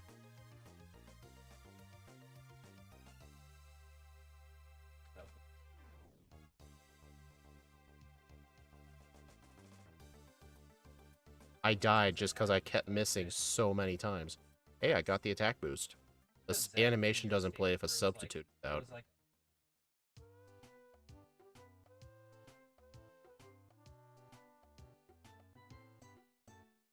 Oh my god, dude. Dude, the thing outspeeds me by 1. Okay, I need to use rare candies here. Alright, I don't need to really worry about speed issues for the rest of the game. I think just use them all right now before Drake.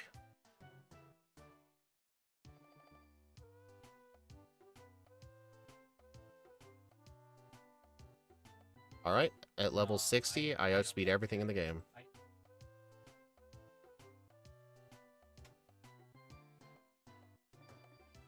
Alright, yeah, I think that's what I'm gonna do. Am I gonna have enough time to do 2 of each? I think I should.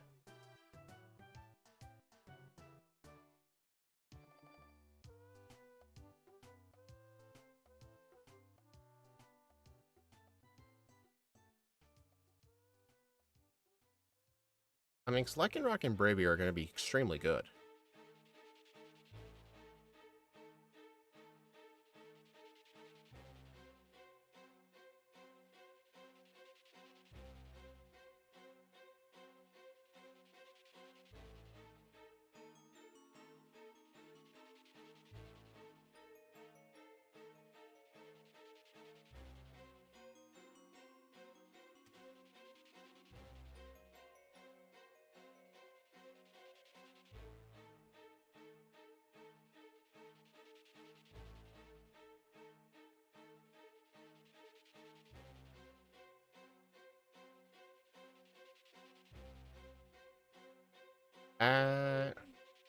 Okay, I actually don't really have a good move for Wallace here. Oh wait, Aerial Ace. Okay, this is actually gonna be kind of weird. Oh, we get Calm Mind. Right. And no special move to use it with. I think I should teach Earthquake now, because Brick Break isn't going to be useful anymore. Yeah, get rid of it.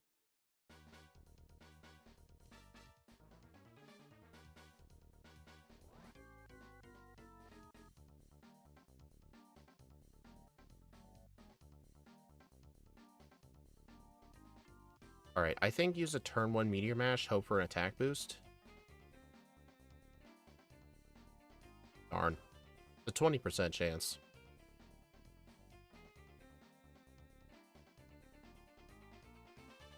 Interesting at 2 shots, 2 Pokemon in a row, just barely.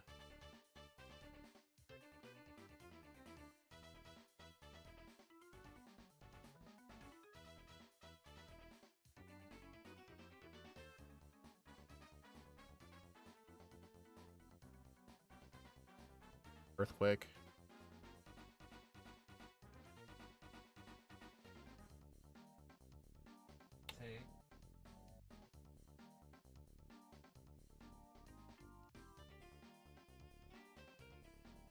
Oh, that actually did a lot, actually.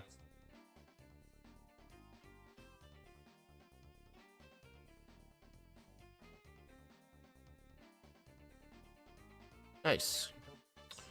Okay, so, I basically... Seems like the strat for this fight is just... You need to get 1 attack boost, and I need to remember to use Substitute on the incoming Gyarados. The problem is, if I don't... Oh, I guess I could try and set up the Substitute on the Wailord?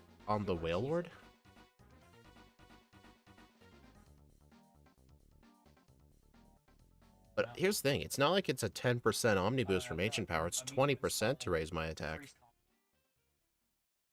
I think I just have to get lucky with attack boost, honestly. I mean, even with only 1 attack boost, the Intimidate puts me back at neutral.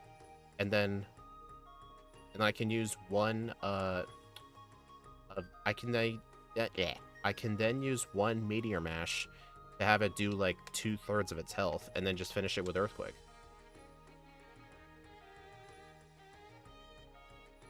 Oh.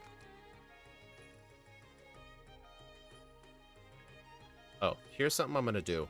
I'm actually gonna re-get, Iron Defense.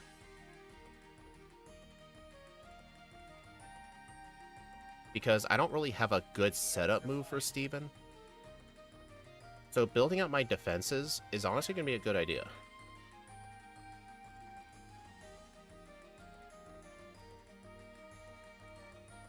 I don't think I need Substitute. No, I'm gonna skip that. I'm gonna get rid of that.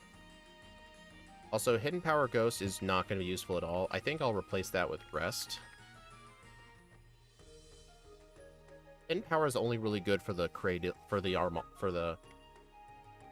doll.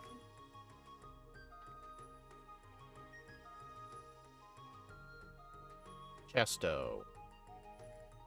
Alright.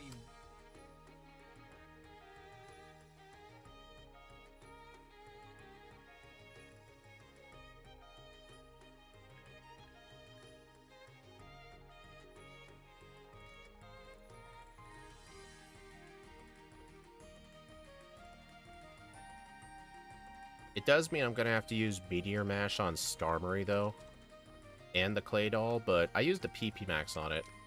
Plus, with Iron Defenses in Rest, I'm probably virtually unkillable with this set. Because he doesn't have many Pokemon on his team with special moves, and the ones that do, I'm going to resist most of them. Plus, I'm immune to this guy's Toxic.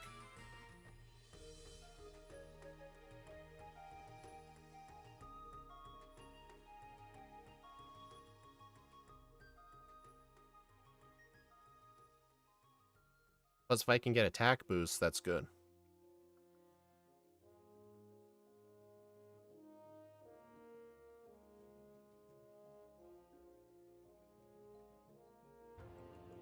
Oh man, +3. This is going to be nice. Alright, I'm going to have to Meteor Mash the Clay Doll. I think everything else I can just Earthquake.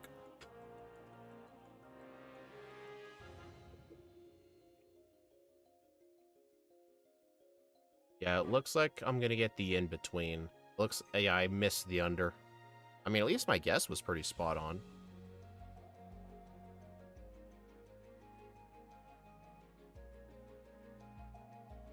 I probably should have Meteor Mashed the Cradily.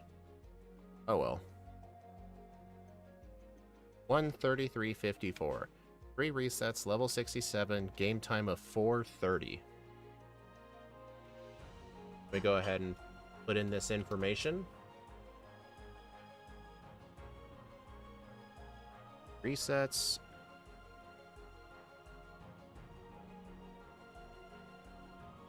Alright, so I'm going to switch over to the leaderboard, and we're going to show how this ranks just based on its first play. This is going to be comparing against second playthroughs, though, so keep that in mind. This will get 4th place if we stick to this run right here.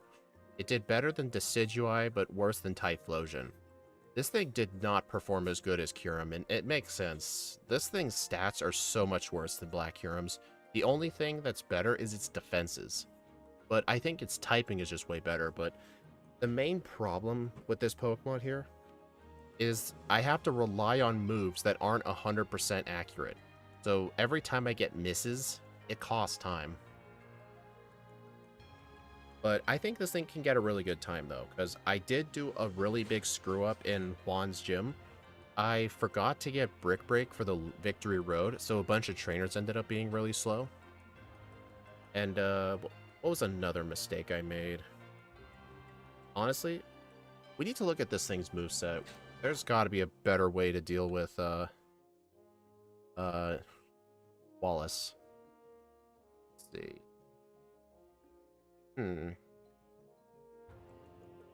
Honestly, the best neutral, like, physical coverage is probably Rock Slide for him. I don't know. He was still pretty easy, though. Unless... here's what I'm thinking. Hidden Power Ghost was only really useful for Tate and Liza and Phoebe. Tate and Liza, I could have just used Meteor Mash. Because Meteor Mash is basically better than a super effective Hidden Power Shadow, or Hidden Power Ghost. I'm thinking we replace the Hidden Power with Hidden Power Bug, and that will allow us to one-shot the Ludicolo. Plus, it is going to be a physical move, too. Plus, Hidden Power Bug helps the Tate and Liza, too. Everything but the Xatu. I think that might actually be a better Hidden Power. It does come with a disadvantage that BB is going to be a bit more annoying, but like I said, Meteor Mash will do more damage than a super effective Hidden Power Ghost. Because super effective Hidden Power Ghost will have an effective power of 140, but Meteor Mash will be 150 with Stab. And it does come with a low chance to miss, but if I give it a PP up, PP max, it'll be fine. Hidden Power Flying? I don't know about that. I would just go Aerial Ace over Hidden Power Flying. I don't see that helping with anything.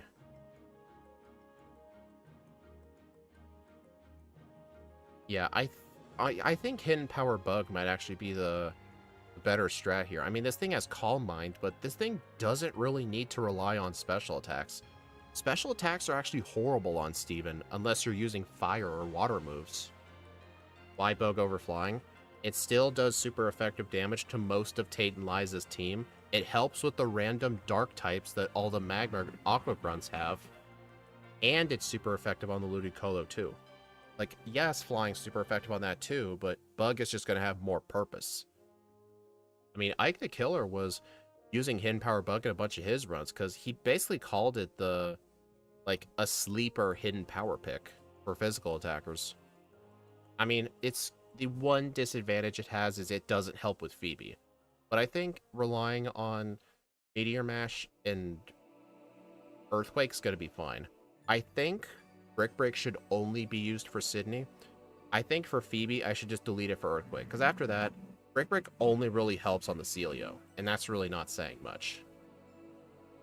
Yeah, it also really helps a lot with the Dark types. Alright.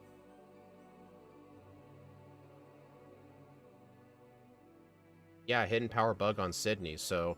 Wait, that means there's effectively no reason to get Brick Break. So if there's no reason to get Brick Break, I could have a fourth move, which means I could teach Earthquake as soon as I get it. So honestly, that just works out perfectly.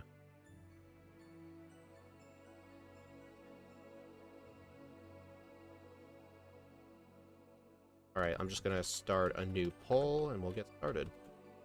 I'm going to put the under at 130.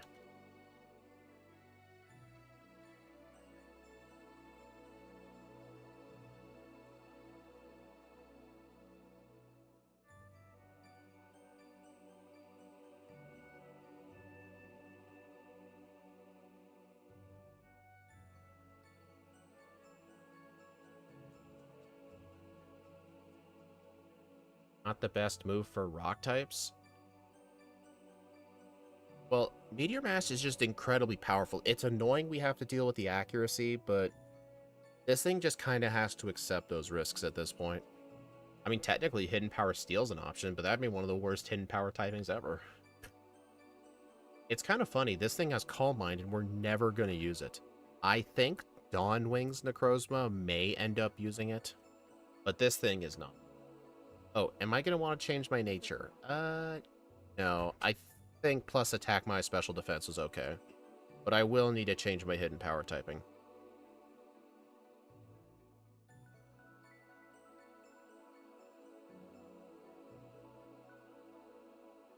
Alright, let's go ahead and load the save state. I'll need to save the game. I think Pokebite crashed. Alright, let's go ahead and load this baby up in PK Hex.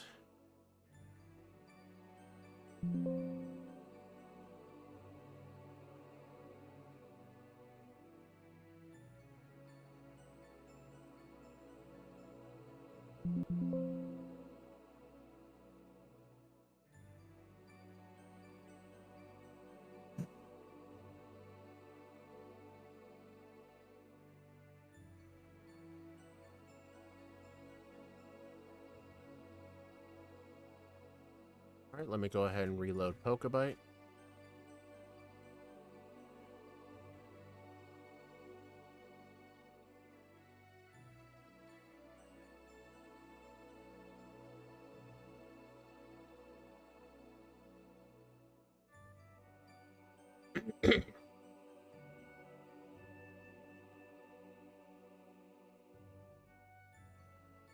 Alright, I'll need to go ahead and change this.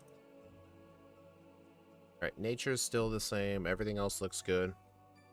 So yeah, I think my first major screw-up was screwing up the gym puzzle in Juan's gym. I think for every gym, I think I did just the right amount of training. I don't think I did too much training at all. Do I think I should still get every rare candy? The ones that I did get. Honestly, 100% yes. Just because Drake is still kind of annoying. I do have to rely on at least one attack boost with Meteor Mash, but still a good idea to use the PP Max on it. Actually, I'm kind of curious where the metal coat is, actually. Take a look. Metal coat in Emerald.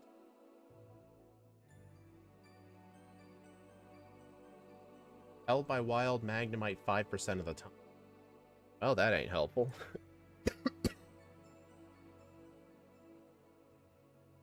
Okay. Let's go ahead and get started. I don't need to use the bathroom or anything, so let's start it right away. Alright. 3, 2, 1, go.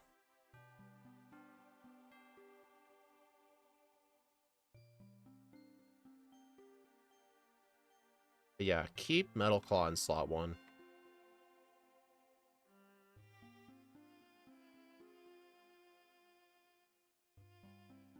Alright, so I have been told that this route is the best route to get Zigzagoon because it's 15%, while the other routes are 10%. So when I need to catch Zigzagoon, I will come up here. In fact, here's what I might start doing. I think I might actually start catching my HM users before I head into the woods for the first time. I'll just buy pokeballs in Oldale Town while I'm here. And I'll catch the Zigzagoon, then I'll go catch a flyer, and then I'll just deposit them in the PC.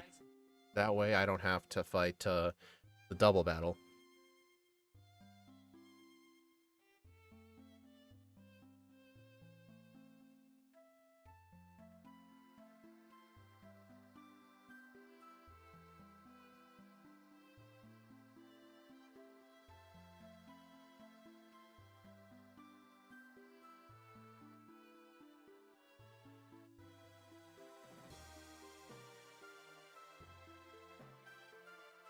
Alright, so this route has the best odds.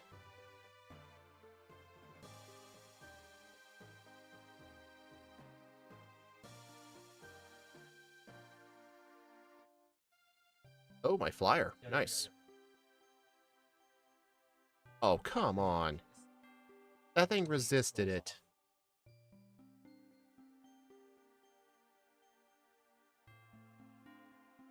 Also, an advantage of catching them early, if I get hit with Growl, they're effectively guaranteed to survive.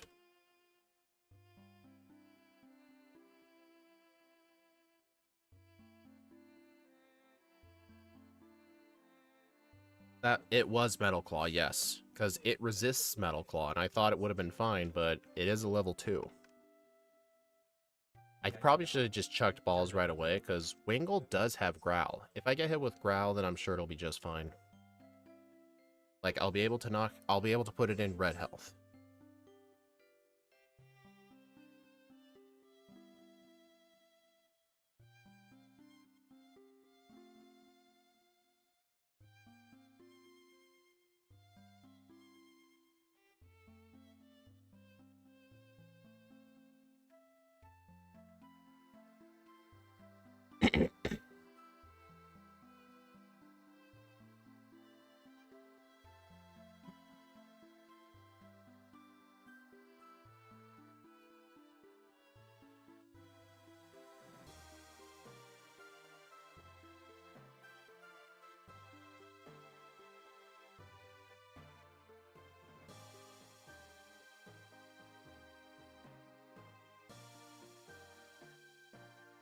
Alright, get some repels. Alright, just 4, but I can buy the rest in Rustboro. Not a big deal.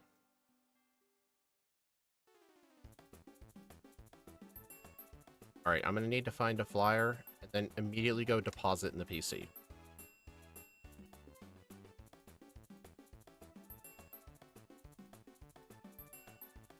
Honestly, it's probably faster to just fight them, honestly.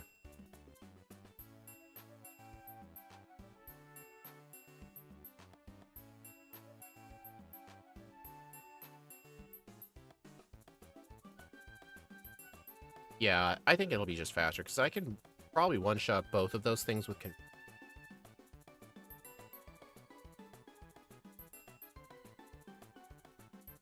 Alright, do not fight this person.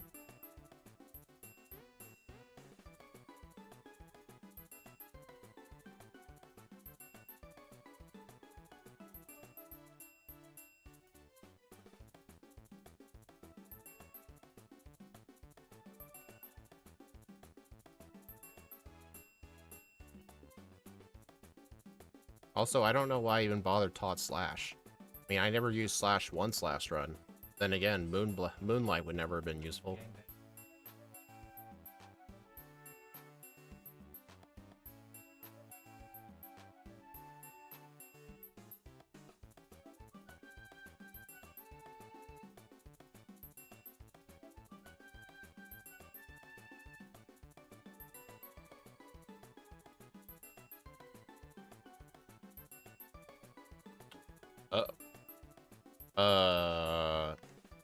Y'all saw nothing. I thought Confusion was gonna one-shot that. I'm just gonna pretend that never happened.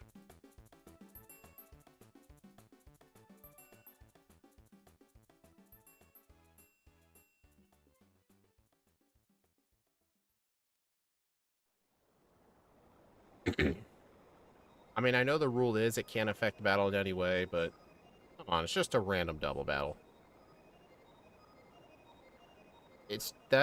It's not like that made a difference at all in the run. It's not like I was gonna die if Zigzagoon didn't do it.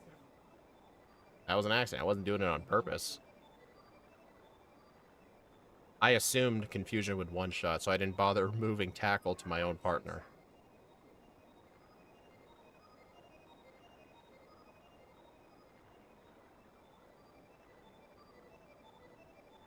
This'll affect the Steven time. Yeah, probably. Alright, I'm not even gonna bother saving here.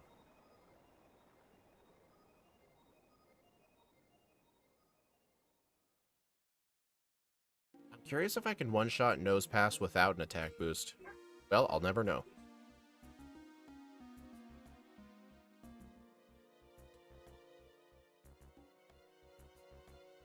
Alright, so I am behind on this split by 51 seconds, but that's only because I caught the HM users.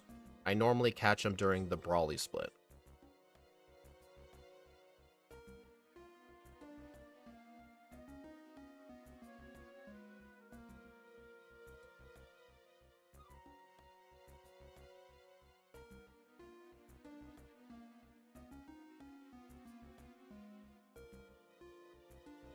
I'm impressed Slash didn't one-shot.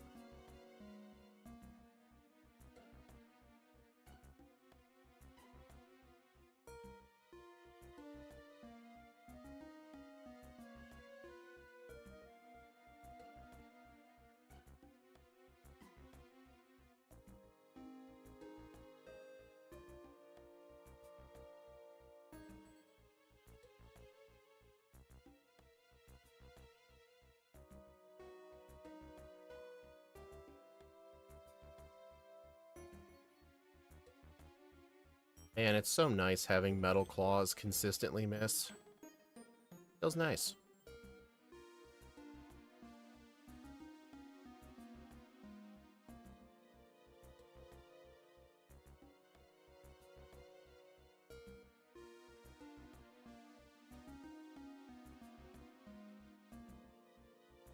Yeah, it doesn't really have any reason to exist, not really. I mean, it's better than Moonlight.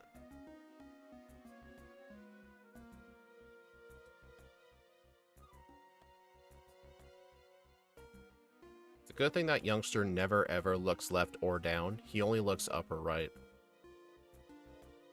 I mean, even with the increased crit rate, I still think the crit rate's 1 in 8 for Slash. I mean, I guess it's good if you get the same type attack bonus with it, and if it's early on, like with Ursaring. I think Ursaring gets Slash. I mean, I know Persian gets it, but Persian's just a bad Pokemon. I don't really like it.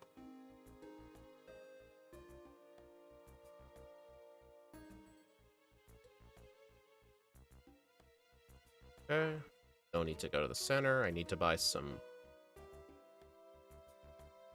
repels. Alright, I am gonna fight Brendan here still.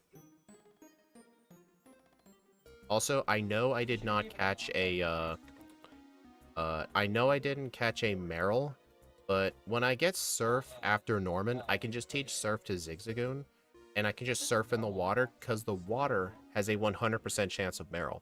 So I can just catch it there.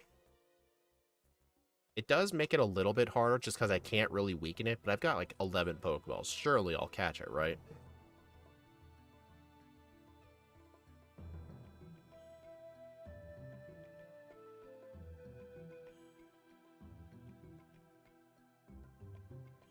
Good. It's not even 1/8.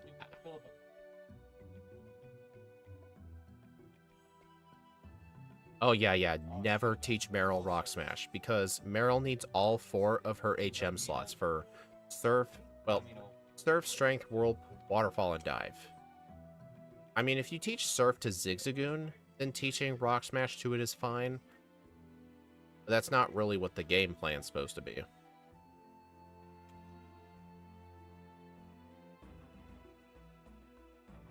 Well, honestly, teaching Rock Smash to Meryl isn't that big of a deal. You just have to teach Surf to Zigzagoon.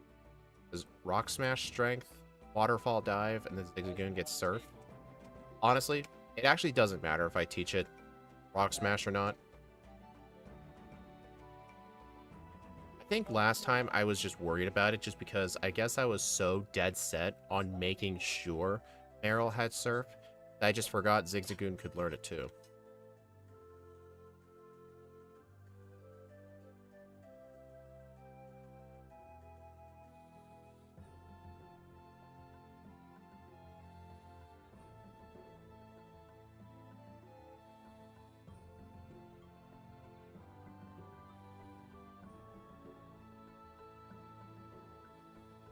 Dude, that Citrus Berry is actually kind of helpful there because it doesn't put him in heal range. Okay, so just because I didn't have to catch HM users, and I'm sure you guys remember how bad my Zigzagoon luck was in the first run, I'm ahead by 2 minutes and 16 seconds, which is really nice. Although I tend to notice in my Emerald runs, the second run tends to lose a lot of time depending on how many spinners I fight. So I need to just still keep playing. Alright, I am going to get the Great Ball here just because I never caught the Meryl. Decidueye-esque. Okay, it's not going to be as bad as Decidueye was. Decidueye, I believe, was over 30 encounters. I believe the time save on that split was like 7 minutes. It was insane just how unlucky I was. I encountered 2 C-dots on that route before I found a single one of those little bastards.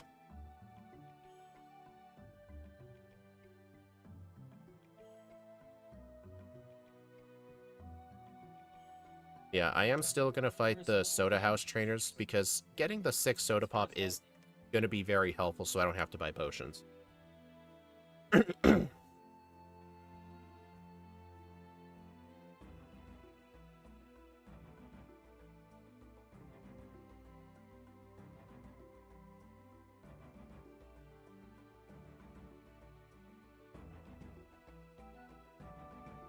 Alright, hold on. I am going to need a heart scale for later.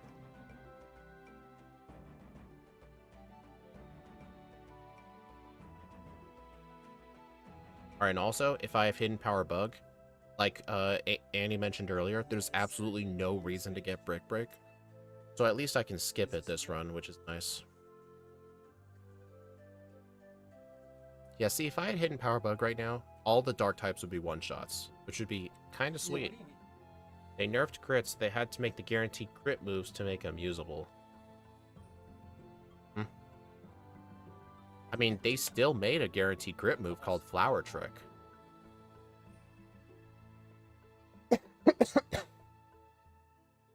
The shame, though, that so many typings resist grass moves. Otherwise, it'd be a lot better.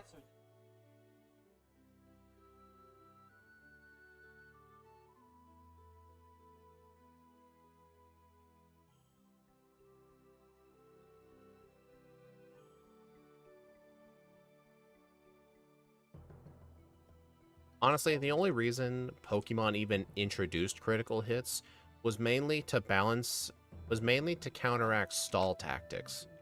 Because I'm sure they realized while making the game, if the opponent just like set up all their defenses and kept healing, it was literally going to be impossible to win the fight. That's why they introduced crits to just ignore stat changes. Although in Gen 1 they ignored positive ones too, but they at least ignored the opponent's defense.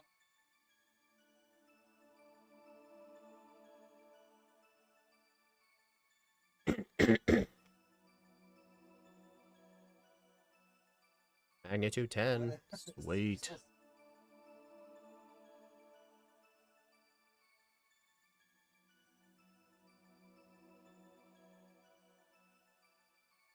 Steel, ground, and bug hits everything neutral. Not Skarmory.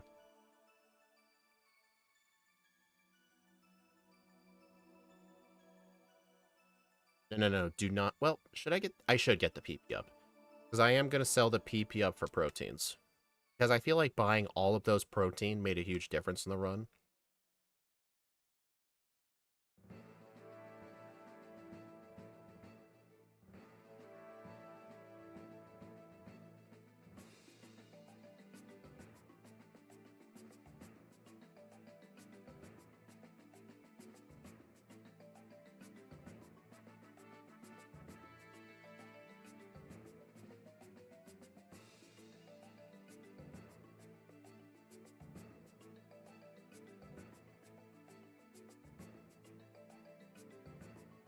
Alright, so Confusion is just going to one-shot the Combuskin, so there is no need to save before this rival fight.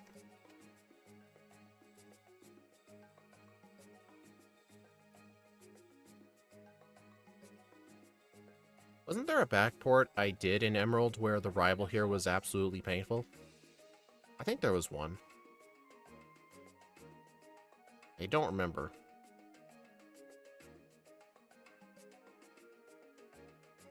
It might have been oh, it was 100% Decidueye.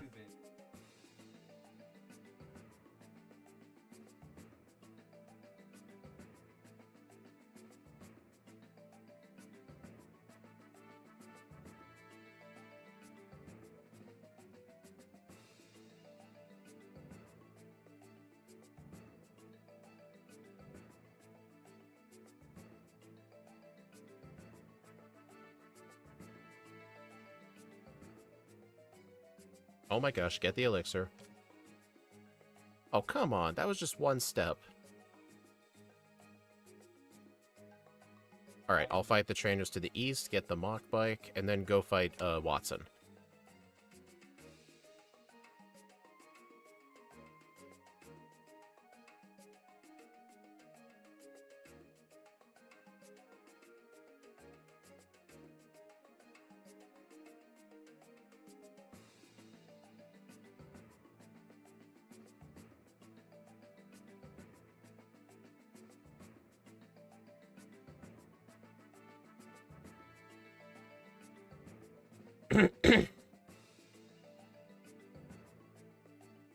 Oh.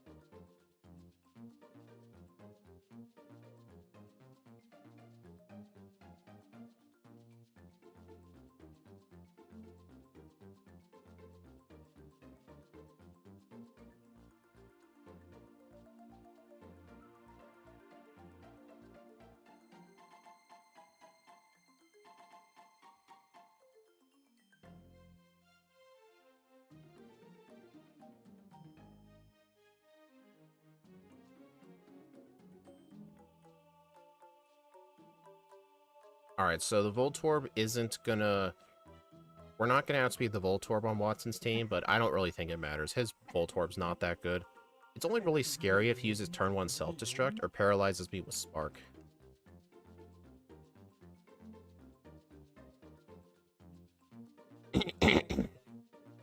Also, it's really funny how that Zigzagoon has Thunderbolt.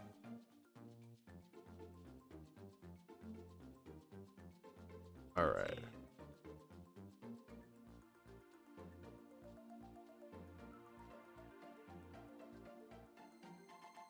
Honestly, I don't think I need to save before that fight. I guess better safe than sorry. Dang, I was kind of hoping to just use a turn 1 Meteor Mash, but oh well. At least blowing itself up made the fight quicker.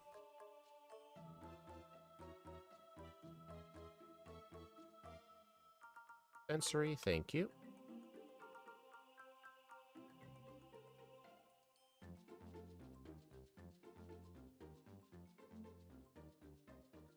Hey, sub 20 Watson. 3 minutes and 35 seconds faster than the first run.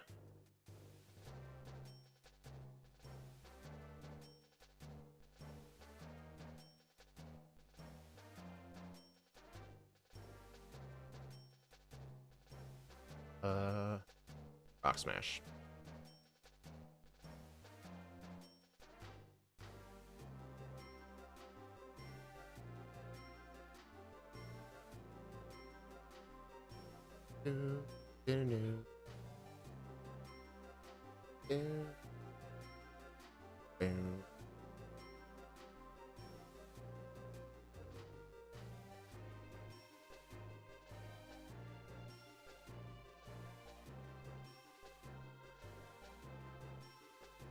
Ah. But yeah, if I'm gonna do the Crystal Backport versus race for Sunday for Braviary and Lycanroc, I'm not gonna do the Speedrun Sunday stream, but that's fine. Unless I do it a different day. I'm still not sure if I want to continue doing. I don't know if I want to do another run of Blue Rescue Team or not for the unrestricted category, because even though the run is boring for like half of it outside of dungeons, the run itself was still pretty dang bad. Like, I screwed up several dungeons. I've had to like read my notes several times. I had to go back into Tiny Woods 3 separate times to find an Oranberry because I forgot to pick one up. Honestly, I think if anything, I would probably just do a run offline and just submit it to the leaderboards. I don't know if I want to do another stream off of it. I mean, I was thinking of, like how I did OT randomizers after I finished the Blast Score speedrun that I was grinding for a month and a half. I'm thinking, before I do another speed game, I want to do a Majora's Mask randomizer. But those just take a lot longer than Ocarina of Time. Plus, with Super Bowl Sunday coming up, I think it's more appropriate to do that run for Sunday. Although that means I am going to have to make the ROM and the moveset. I'll ask Steve and see if he can make the moveset.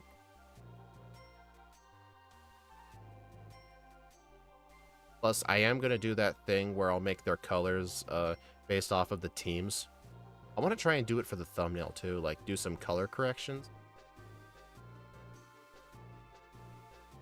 I should not have done that.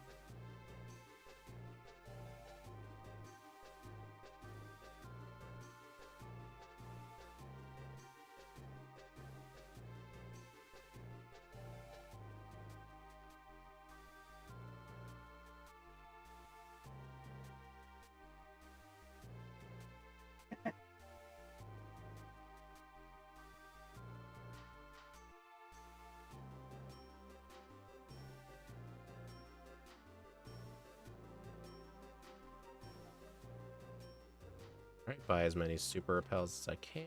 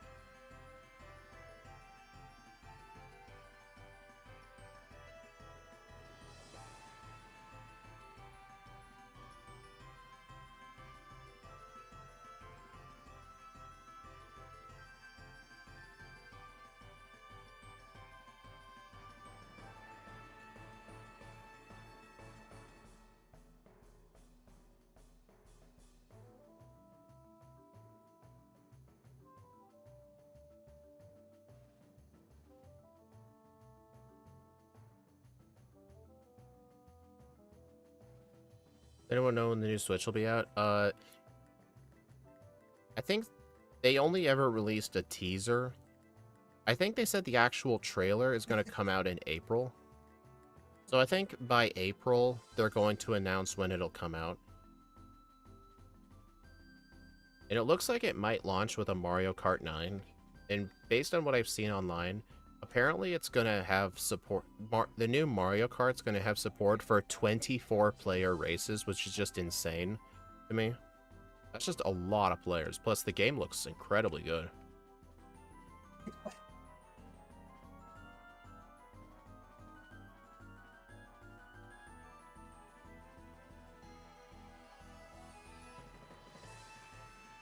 Alright, can we get the hiker? Darn. I mean, Annie, you don't really have to worry if you already have a Switch, because the Switch 2 is still backwards compatible. I think it'll just mean, like, future releases will only be on Switch 2. There might be games that actually dual release, I'm not sure.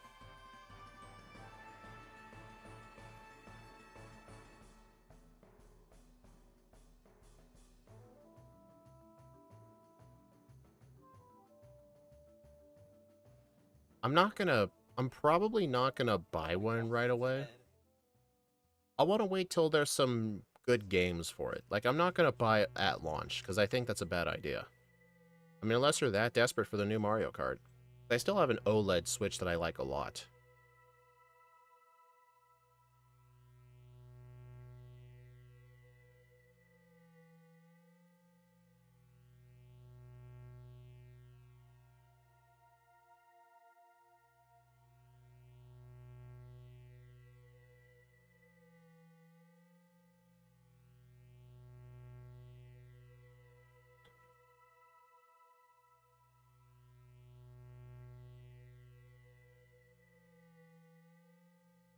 Why did I not use magnitude?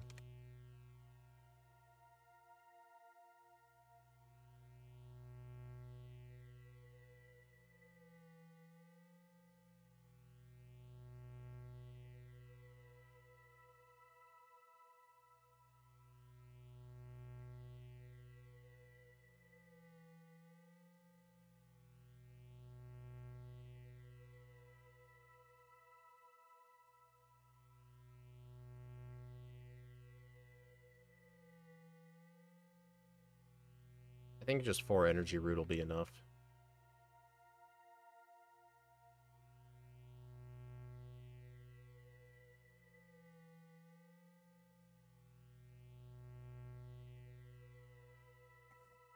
Alright, I'm gonna need to make sure to save.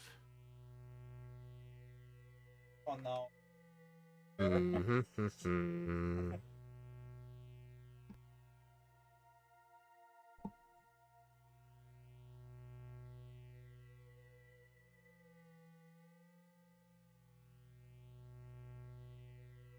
Energy root lowers friendship. Yeah, that's why I got him. I'm not using return.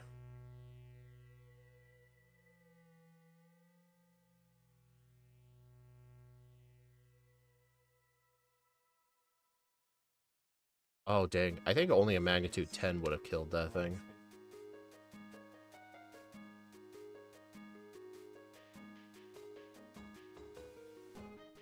Alright, I did lose a bit of time this split, but I'm still 3 minutes and 14 seconds ahead.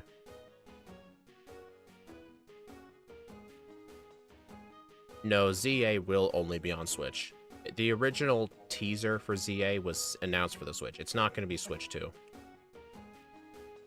I think most likely the new Gen 10 Pokemon games will be on Switch 2. I've heard rumors that they were going to be a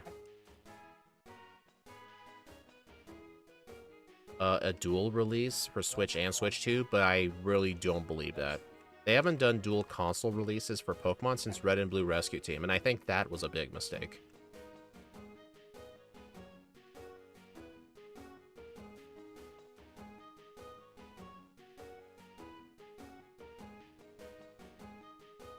I think when Gen 10 eventually comes out, it'll probably be a Switch 2 release. No. Maybe, we'll see though. I can't predict the future.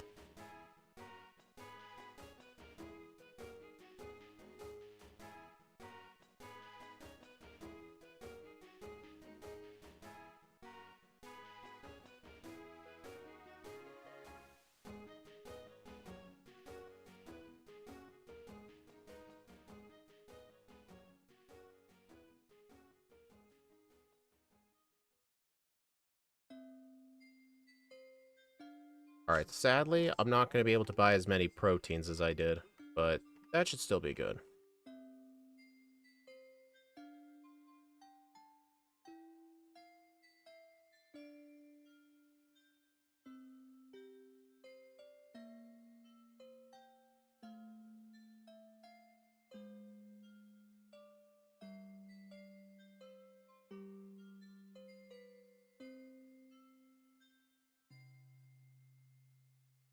I have to go. Might catch up later on Discord. Yeah, John, I think after this stream, I will be working on some more notes for the ROM hack I'm making. So if you want to join in and I'm there, feel free to.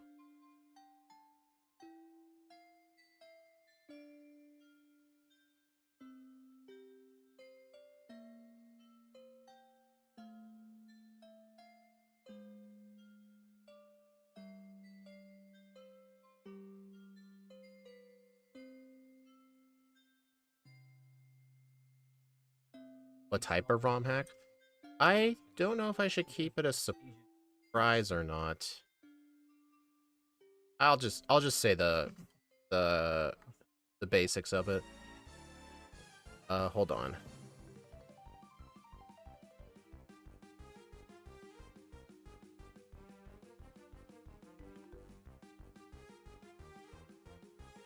Well, the thing is, I don't remember if I've ever said it on stream or not. Just in case I haven't, you know what? I should probably keep it a surprise.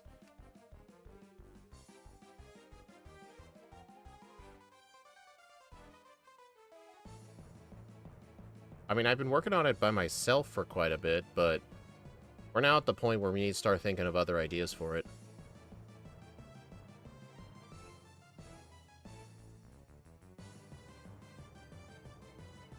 Nice crit. You mentioned it? Ah, okay. So, yeah, it's the regional variant one. I was just keeping it a secret just because I couldn't remember if I had mentioned it. Yeah, it is it's a regional variant ROM hack. So basically, like, instead of Meowth, it'll be Alolan Meowth. Instead of Growlithe, it'll be Hisuian Growlithe. The Cantonian versions won't exist. It'll be just the variants. But there's going to be a lot more changes than that, though. The main plans that and ideas that we're thinking of right now is all the Pokemon are going to have way better movesets, and the trainers are going to have different teams.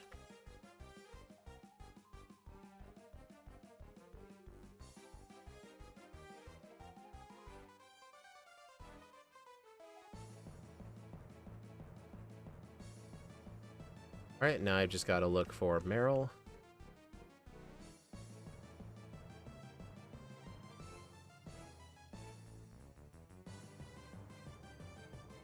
There we go. Alright, hopefully this will be enough.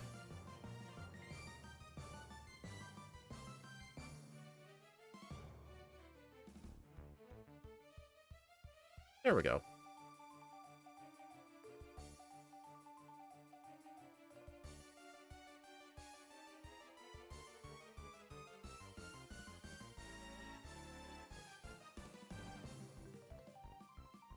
Whoa, I was just going fast. I literally cannot believe I skipped him.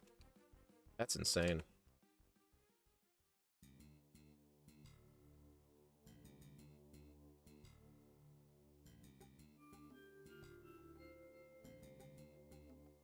And I run into these guys. Cool. That's just fun.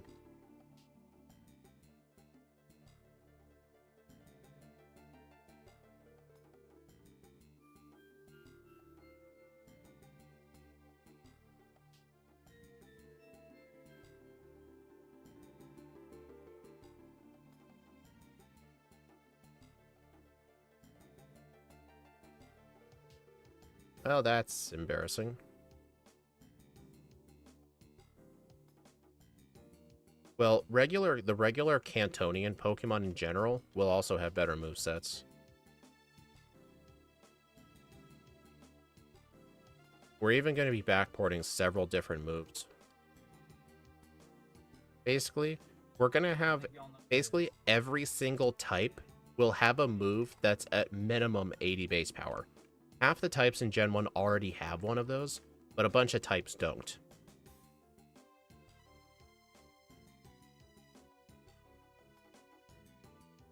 But basically, we wanted to have the regional variants, plus add a bit of challenge and interest to it.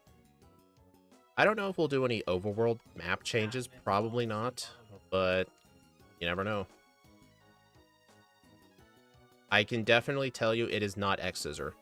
Steve purposefully said he did not want it to be X-Scissor, because he says it's too Scizor.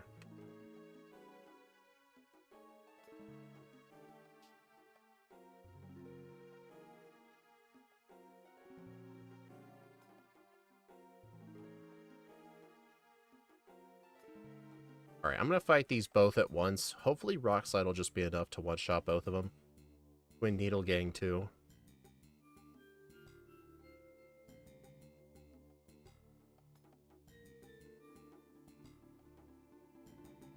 Actually, in order to backport a bunch of those moves, I've actually had to delete moves from the game.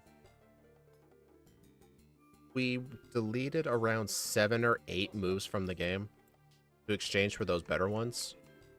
But to compensate, like, a bunch of the moves will, and a bunch of Pokemon's movesets are going to get changed anyway, so no one's going to miss them. Like, one of the moves we deleted was Focus Energy, just because the move is stupid and it's broken.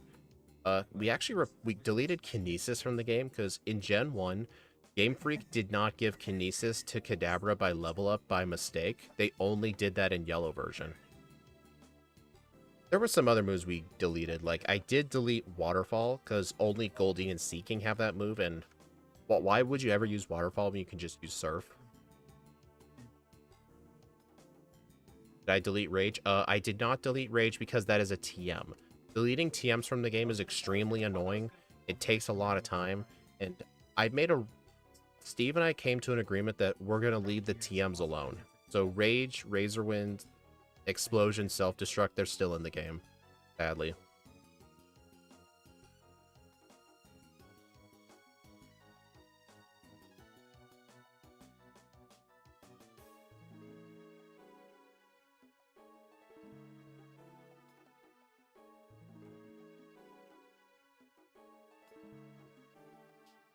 Map enhancement would be very nice. Actually, another thing I was thinking of doing is, you know how there's 3 different versions of Gen 1 front sprites? There's the red and green version, there's the American red and blue version, and there's the yellow version. I was thinking I look at all 3 versions of those sprites for each Pokemon, decide which one looks the best, and then use that for the in-game sprite.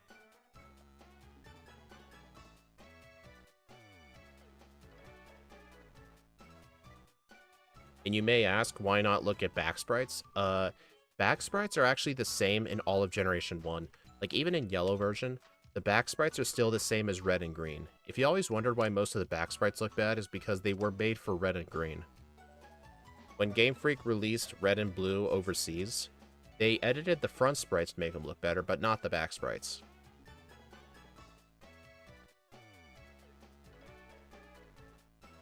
Ghastly will be the green version, I assume. The green version Ghastly is extremely cool. Actually, the green version Mewtwo is awesome. Honestly, one of my favorite red and green sprites is... what would it be? Is it cheating if I say coughing?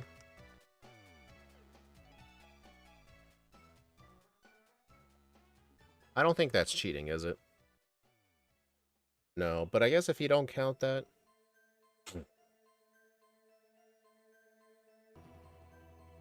I really do like Weezing's front sprite.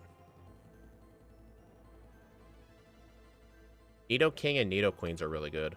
Like, a lot of the red and green sprites look like the old base set, fossil, and jungle Pokemon card artwork. Because those cards were based on the original Ken Sugimori red and green artworks. So they just look way better.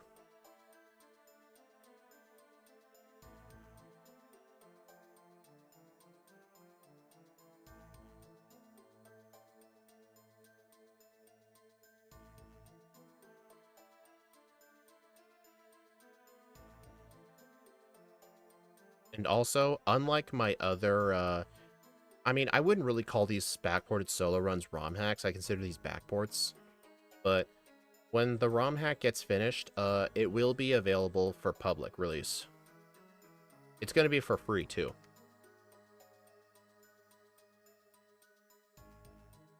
Plus something that's I hope to have happen.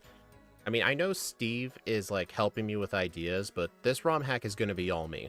Like, it's not like Steve's going to be helping with code or image making or anything. The ROM hack's going to be pretty much my work. He only really helped with like coming up with ideas. He's like an ideas guy.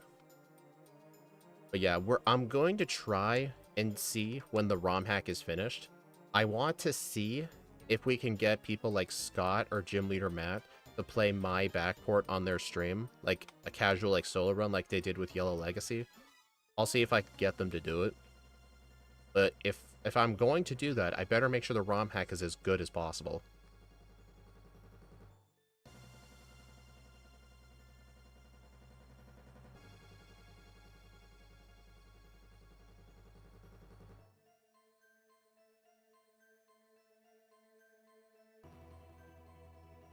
But I will need to make sure to have all the credits available, because most of the front and back sprites for the regional forms were not made by me.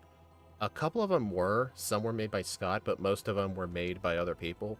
I'll need to make sure I know exactly who made what, and make sure to put them in the credits. Also, I nearly died. Alright, I lost about 2 minutes on this split.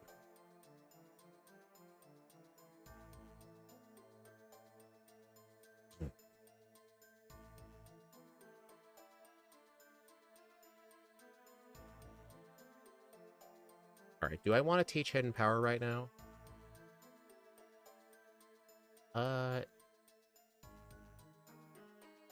I should, yes. Alright, do I need extra sensory anymore? I don't think I... Get rid of Metal Claw.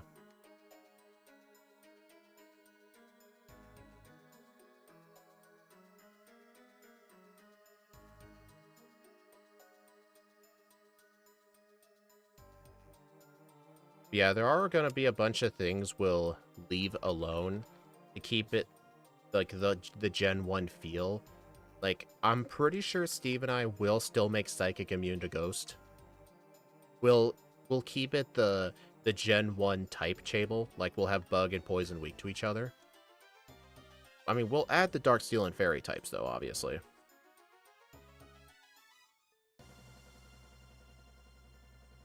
But,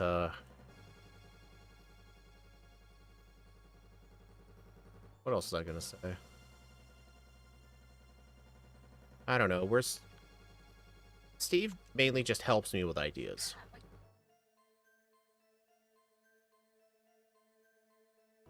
Oh, I actually will backport Shadow Ball, just because Ghost moves in general are just incredibly unbalanced. Like, there's only Lick, Nightshade, and Confuse Ray.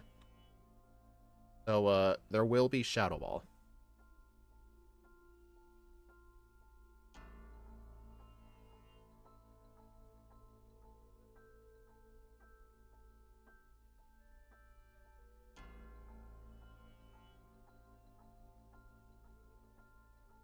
I mean, there's no planned release for this ROM hack either.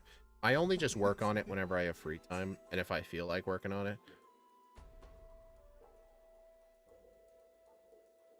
But it's going to be awesome.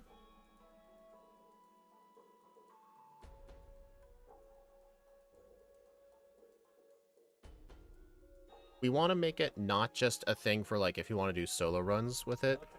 We want to make it a thing you could play casually, too.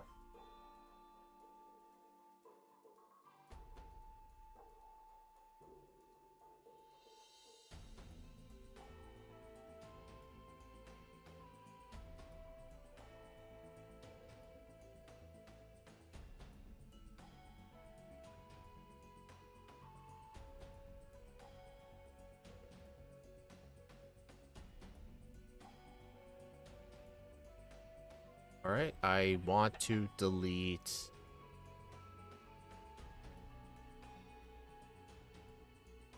Extrasensory. Yeah, so I'm gonna keep Hidden Power, Meteor Mash, and Rock Slide.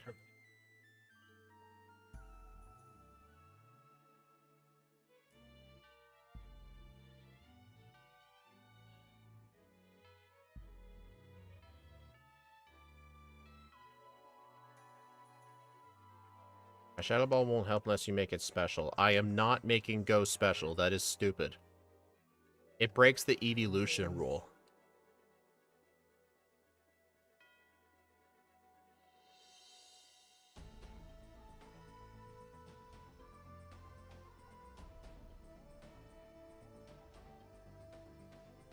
Like, I'm not a fan of what the Yellow Legacy ROM hack does by swapping Ghost and Dark to be physical special, like swap them. I'm not a fan of that at all, because that completely changes how the game works. That'd be like for Gen 1 making Psychic weak to Ghost. Like, yeah, it's not supposed to be like that, but that's just how the game was made.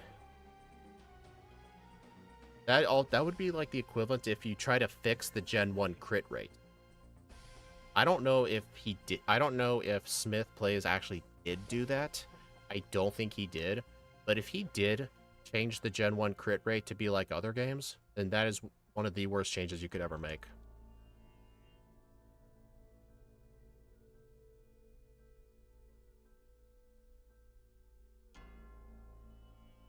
And besides, like, making Darks physical instead of special actually does hurt some Pokemon bad. Like, it's gonna hurt Houndoom, for example.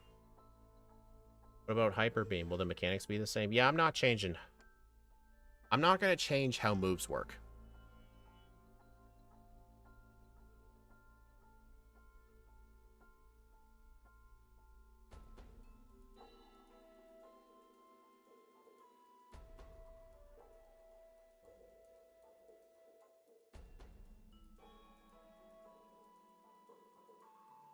Alright, now I've got to do the dumb Magma Aqua sections. Or at least Hidden Power Bug is going to help a lot with the Dark types and the random ball toys.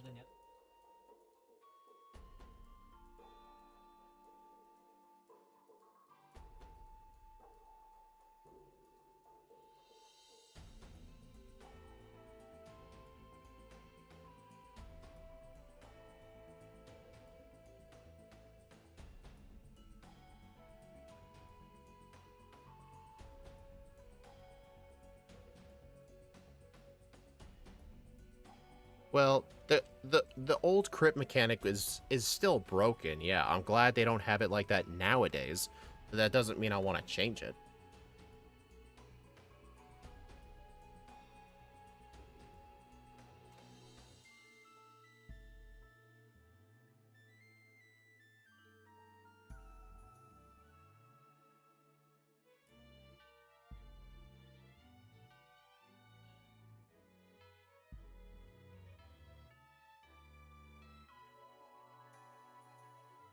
The only change Smith ways was made Focus Energy actually work. Oh, at least mine doesn't have to worry about that because I deleted Focus Energy from the game in order to backport a better move. I mean, I'm sure I could backport moves without deleting those other moves, but I mean, honestly, for a ROM hack, no one's gonna miss those moves, will they? Nobody's gonna miss Focus Energy.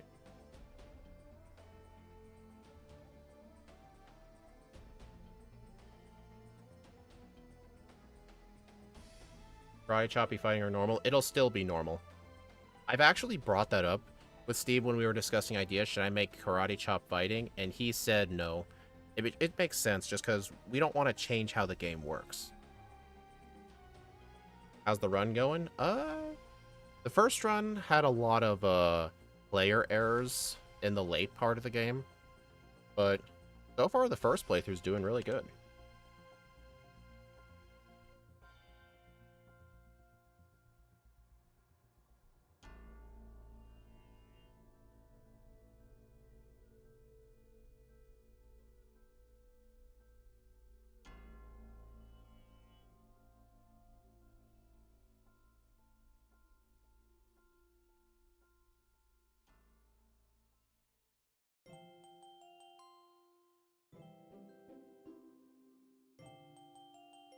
I hate the modern crit form because it lessens the benefit that the speed stat has.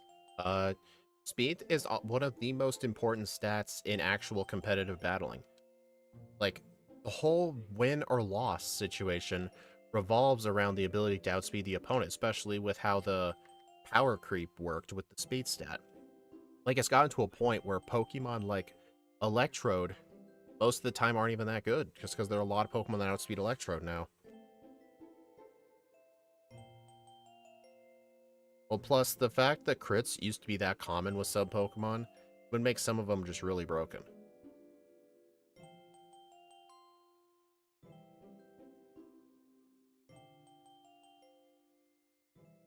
No, I think having speed determine the crit rate was kind of dumb. Because that just made fast Pokemon even more overpowered.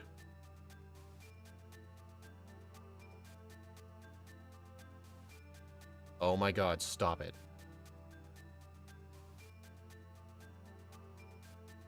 I nearly died here. It was just flinching me like nobody's business.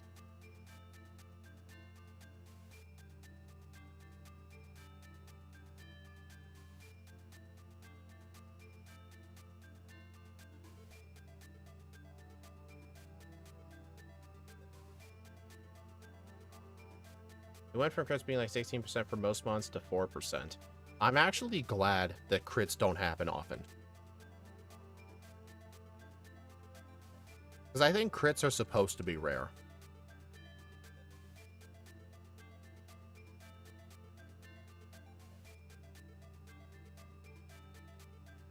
I think 16% chance for a crit was too broken. Yeah, they've nerfed crits a lot. I think modern crits like 132. I did not get rid of Pound and Growl because a lot of Pokemon start with those moves, and they're just too important to get rid of. Just a lot of Pokemon start with those moves. Here's the thing, like, I'm not upset that they nerfed crits. There's a lot of stuff they nerfed that I like starting Gen 8 or 7, one of those gens. They changed the chance of hitting yourself in confusion from 50 to 30%. So moves like Confuse Ray just aren't good anymore, and I'm thankful for that.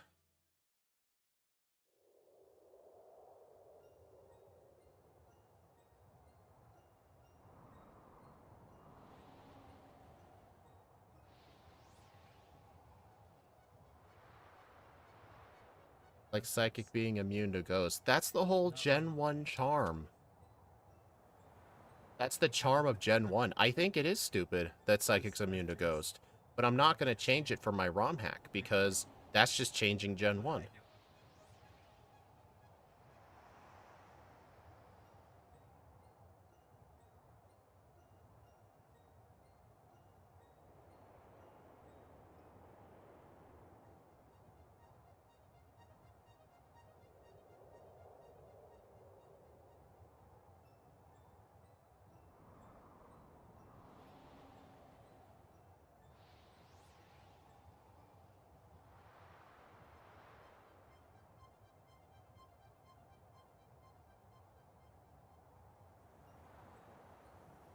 Yeah, Hidden Power Bug is just so awesome.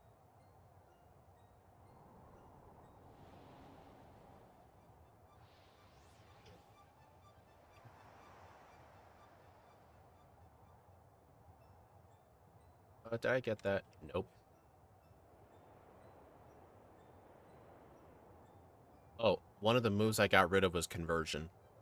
Because only Porygon learns it, and when we rework the movesets, we can just have Porygon start with other moves. Because Conversion's not a good move. And it's not like any trainer in the game has a Porygon.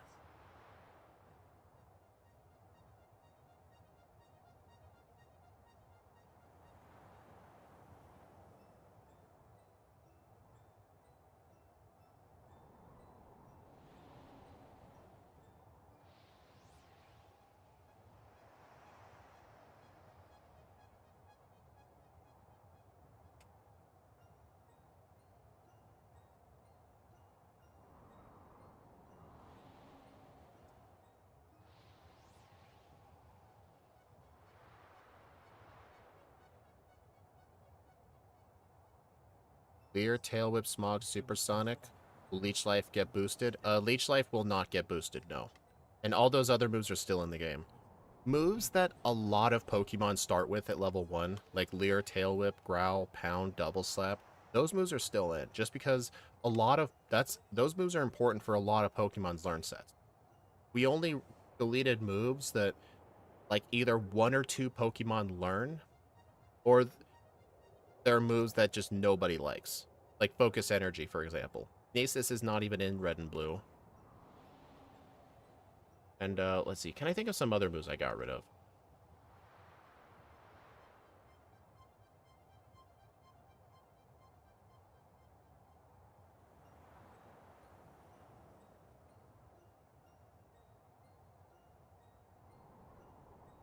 Oh, one of the moves that I did get rid of was Guillotine, just because only Krabby and Kingler get it, and it's super late into its learn set, and Krabby and Kingler are just so slow they can never really use the move well.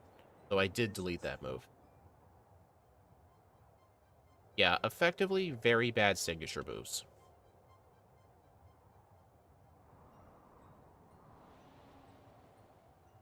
But hey, they're being exchanged for much better moves, and for Pokemon where one of their moves got deleted, we'll give them one of those moves to make up for it, as long as it makes sense, of course.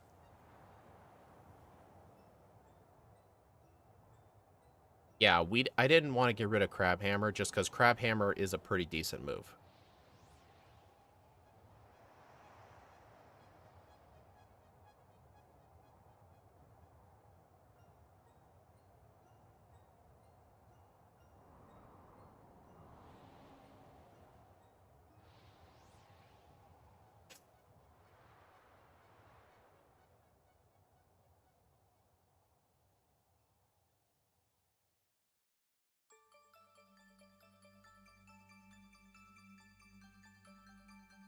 Alright, fight the gym trainers one at a time.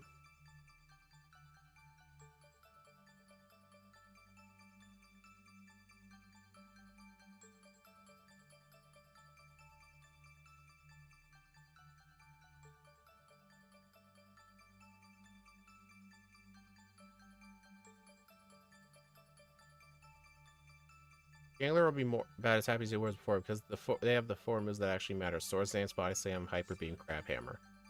Yep, pretty much. Wait.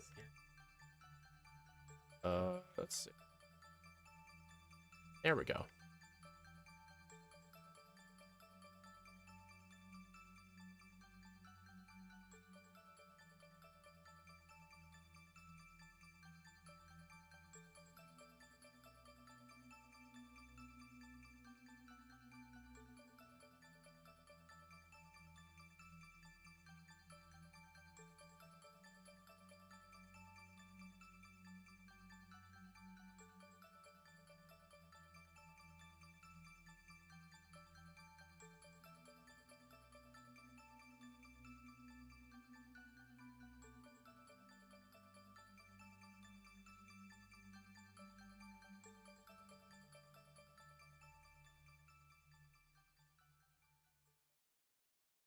I mean, I'm pretty sure Pinsir got guillotined too.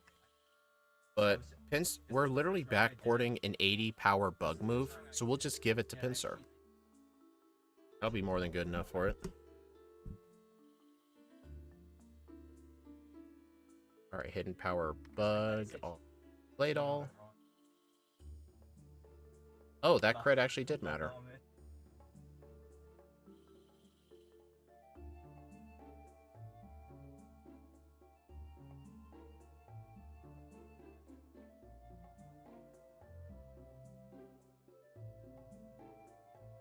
Nice crit. It was going to be Bug Bite, but Steve and I decided that each type should have a minimum of a 80, should have at least one minimum of 80 power move. So, we are backporting Bug Buzz.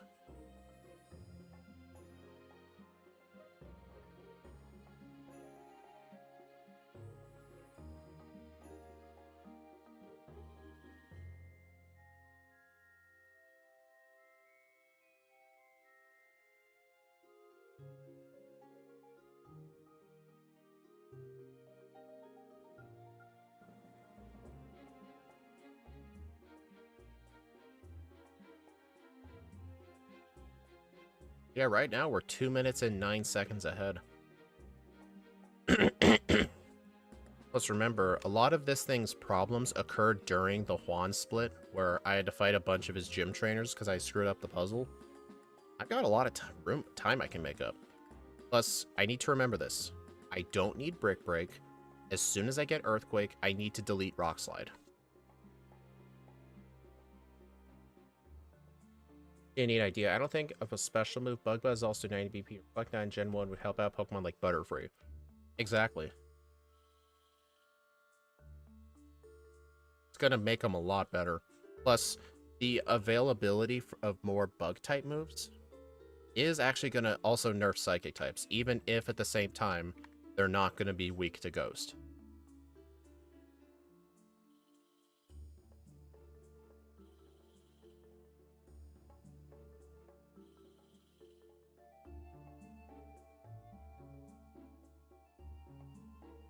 Bug Buzz sounds like one of those level 30 moves, Butterfree. I mean, we're gonna have to reference its actual moveset. I mean, something that Steve and I are gonna do is we're gonna look at every single one of the Kanto Pokemon. We're gonna take a look at its modern moveset, and basically every Pokemon's gonna get it's gonna get its level up moveset. It's gonna get a huge glow up, basically. Sub.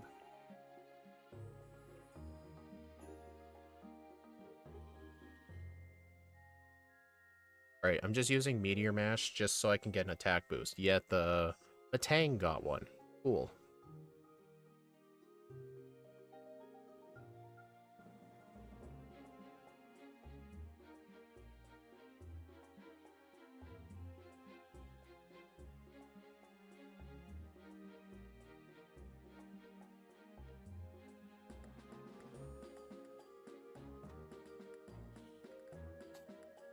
Nice crit on the Crobat.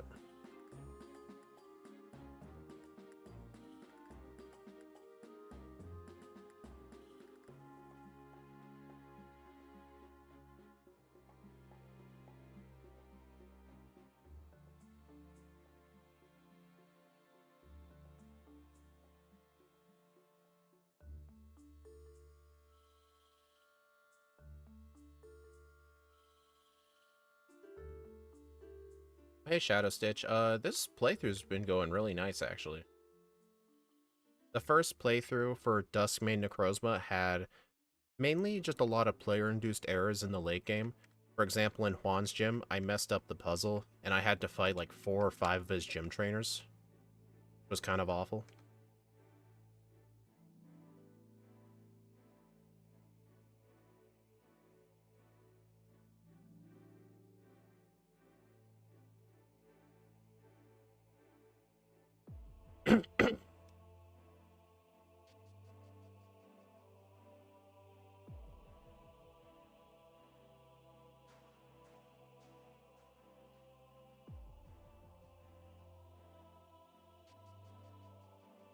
Come on.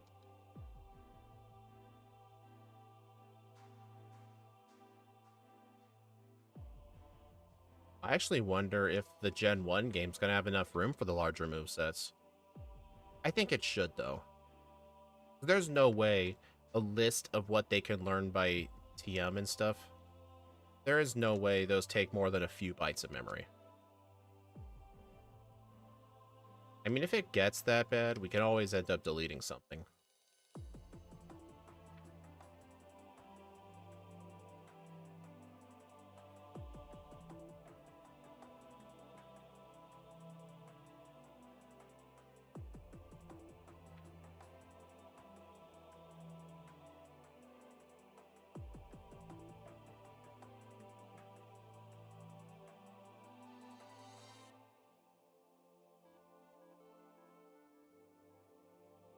Hey, nice, I got my attack back.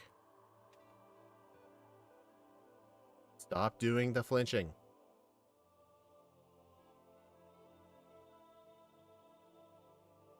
Swagger. Okay, that actually kind of hurt.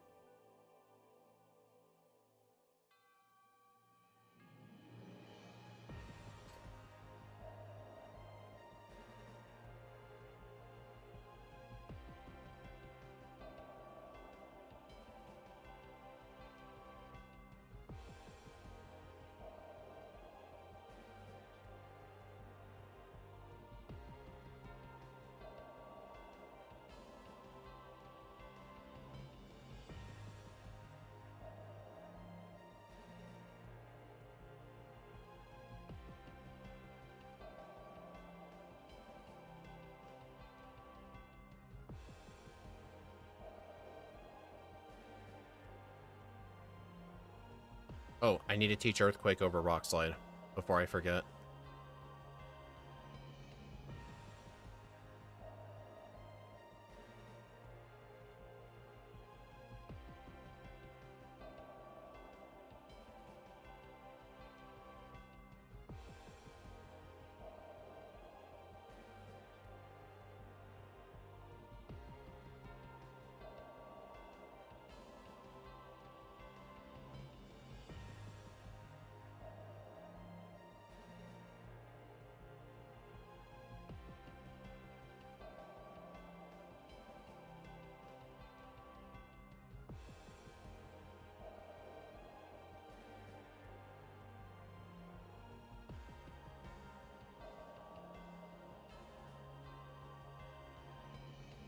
Got it at level 40 or 42. Well, Steve and I will figure it out.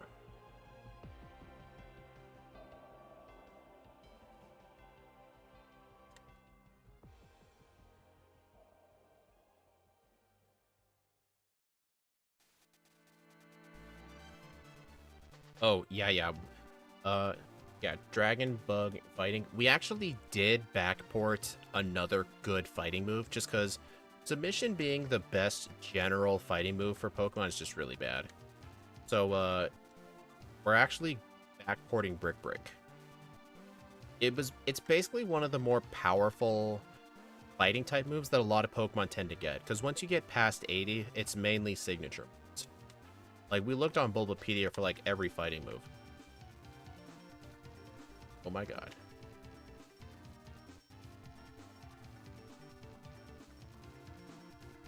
No, we'll give it what level it makes sense to give it. We're not going to swap submission because submission's a TM. We're not deleting TMs from the game. Yeah, nobody's going to miss submission, but I don't want to swap around and delete TMs. Not even make submission a different, like, move. That's a lot of work. It's a lot easier to delete level up moves than TMs, just because you have to delete all references to that TM as well in the game's code.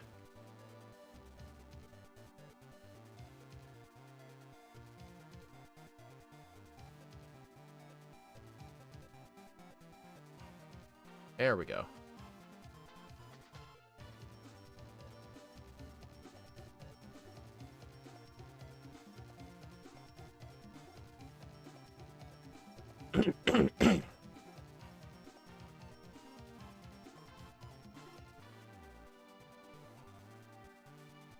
Let's see if I can get an attack boot.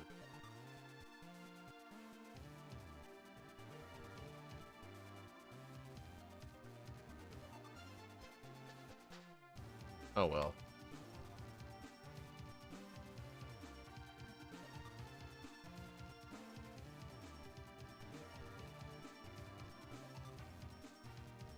Nice crit.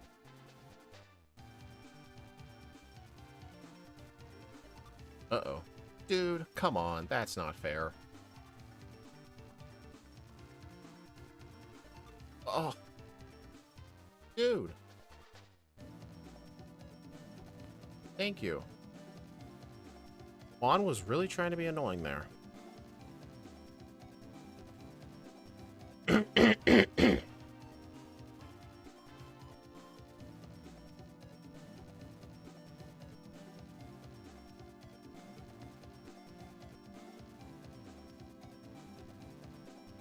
Juan is just one of the worst gym leaders in is the worst gym leader in Emerald. I mean, Wallace in Ruby and Sapphire isn't any better. In fact, he's actually kind of worse. Instead of a Kingdra, he has Milotic.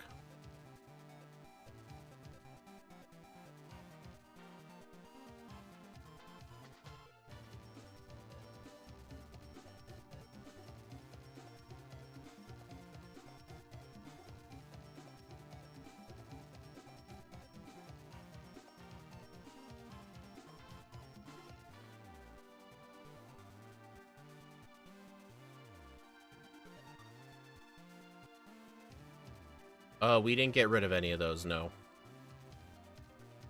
We actually considered getting rid of Sharpen just because it's a clone of Meditate, but I went against it just because I found a better move to delete.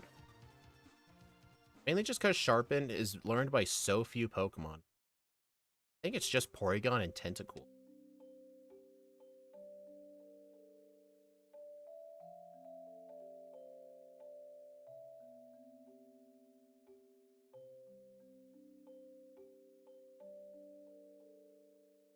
Are there any other rare candies I can think of?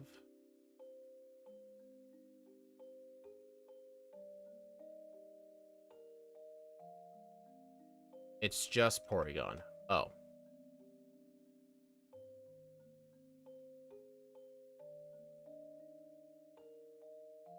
Or is this my final moveset for the league? Yes. And then on Steven Stone, I'll just use the move relearner to replace Substitute with Iron Defense. And then I'll teach Rest in the place of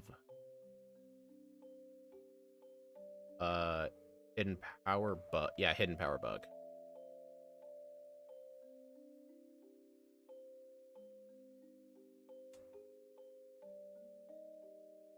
Yeah, now that we have Earthquake this time, Wally is not gonna nearly kill me.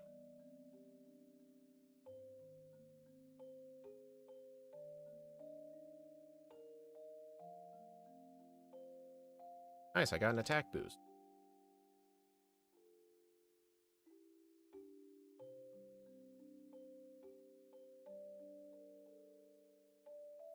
Altaria's still annoying though without Rock Slide.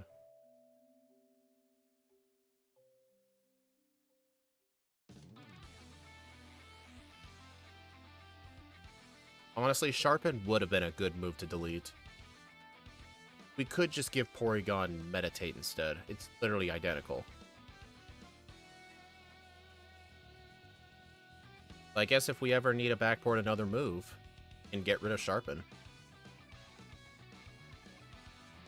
I mean, we couldn't think of another move to backport. We only wanted to backport a minimum of an 80 power move for a typing in Gen 1 that doesn't have one.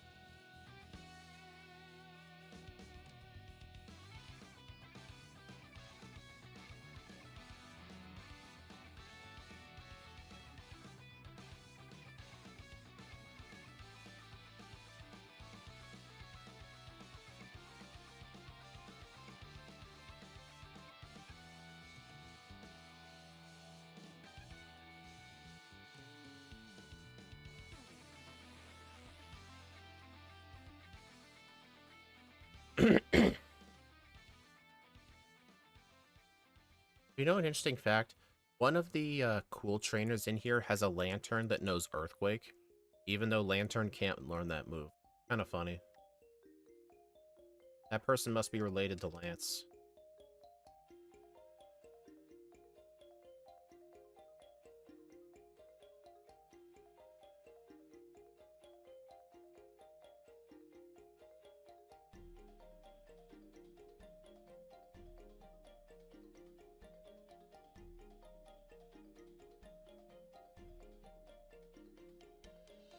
Alright, and I should use all my rare candies before the league. Especially since I don't have Hidden Power Ghost. Actually, without Hidden Power Ghost, yeah, I just have Meteor Mash and Earthquake. Yeah, I should use all my rare candies before the... How close am I to a level up, actually? Not even close. Okay.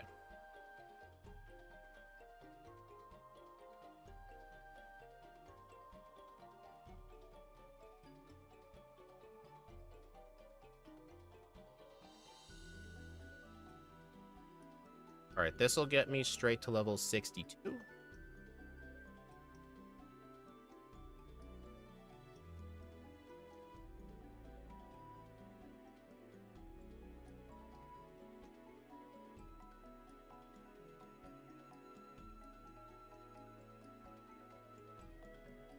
Oh, I never used my PP Max.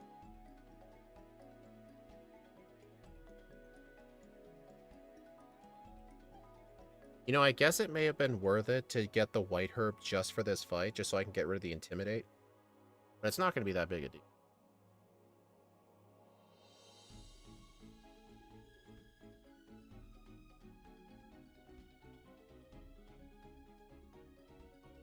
Oh yeah, Hidden Power Bug double helps for Sid, because 2 of his Pokemon are 4 times weak to Bug. Honestly, Bug offensively is sort of decent. But the main problem is there's just not a lot of good Bug moves till Gen 4. That's the main problem.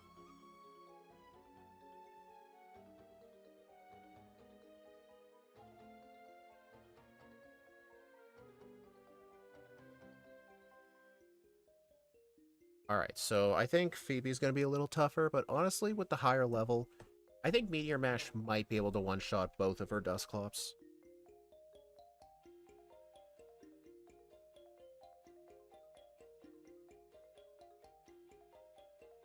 Yeah, but even then, very few Pokemon learned it. Like, just a generic attacking Bug move.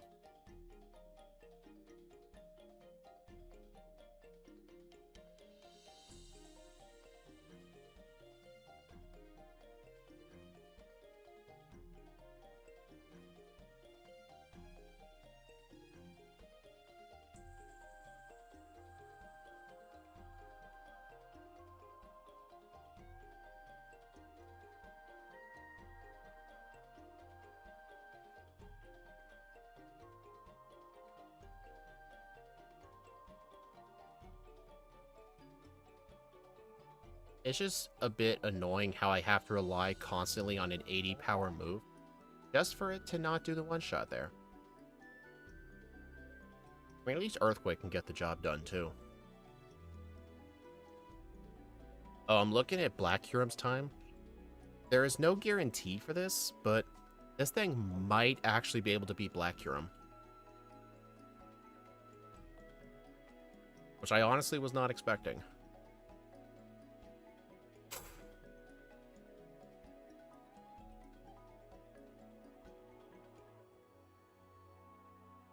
Black Curum's time was 126. So far, I'm still at 0 resets. Still have pin. Lunge and Quiver Dance are not in Gen 3. Plus, Leech Life in Gen 3 is only 20 base power.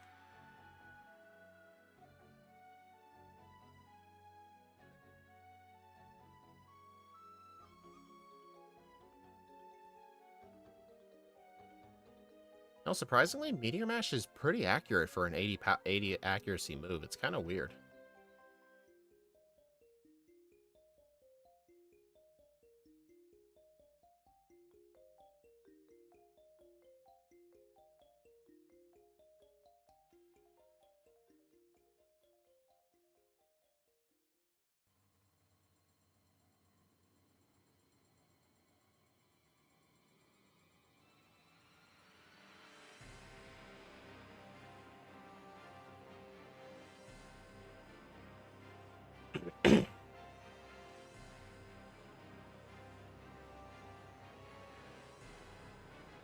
Alright, Earthquake.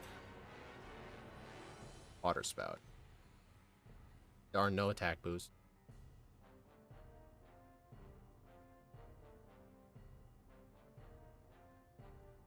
Ah. Alright, I need to keep spamming it just so I can try and get my attack back to normal. Okay.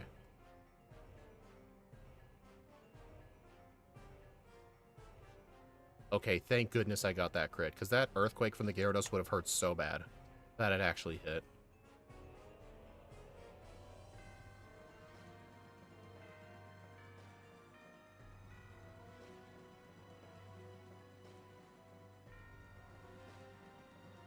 Nice, Citrus Berry put it out of heal range. Alright, I beat Wallace 9 minutes faster. Okay, yeah. It's gonna take me about 1 minute and 40 seconds to get to Steven. So, this will 100% beat Black Curum. despite having lower stats. That's incredible. I think that's purely from typing alone.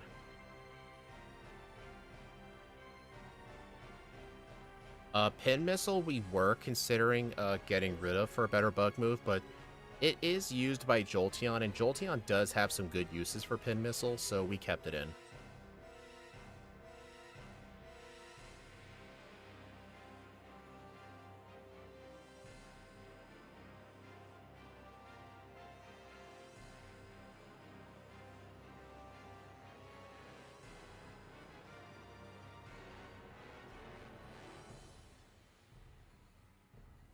Alright, I will need to get Iron Defense taught over Substitute.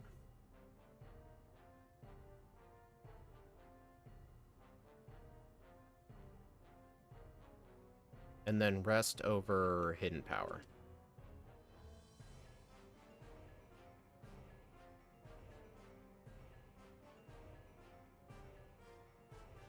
And Chesto.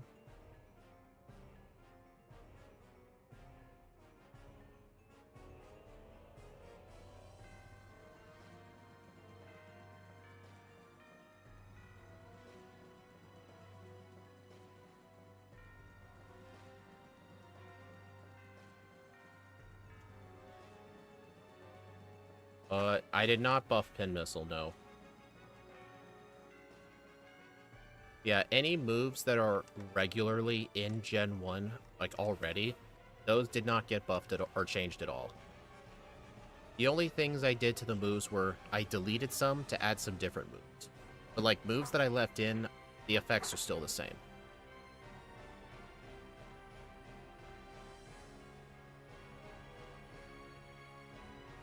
Something I should bring up with Steve, though, just for his opinion.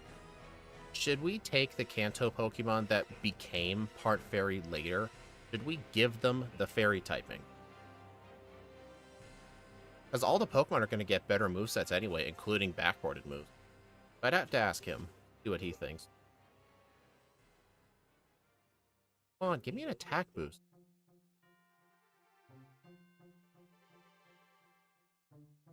Okay, the fact I got no attack boosts on all those Meteor Mashes is kind of upsetting.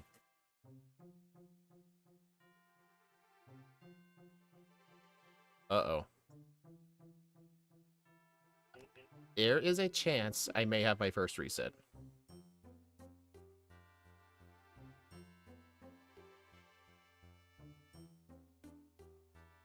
Well, at least I got an attack boost. Alright, Reflect's done.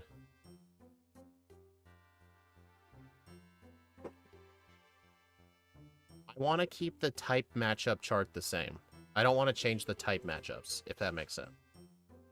Like, if I make Psychic weak to Ghost, shouldn't I make Poison resist Bug? I don't want to do that. I'm not going to pick and choose which ones to change. I should be consistent, you know? Or should I make Fire resist Ice instead of be neutral? Should I make Bug not weak to Poison? Uh-oh. Uh-oh. No, no, no, no, no, no, no. No, no, no, no. No, no, no, no, no, no, no. No. No. Okay, this thing can't be Black Huron now. A confusion. Oh, man, dude. That was my first reset, and it was on the very last turn. That alone means it can't be Black Huron. It's impossible.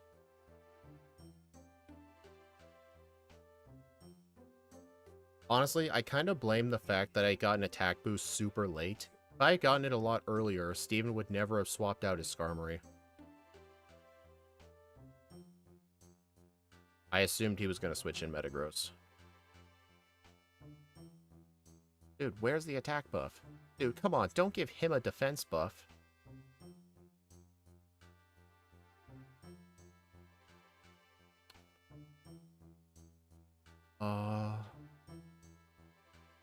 But yeah, I just don't want to change the type matchups. Because it's kind of unique that Gen 1 has its own type matchups. So I think I just want to leave them alone. I mean, obviously add the fact that, like, Poison resists Fairy and stuff like that. I'll obviously add that.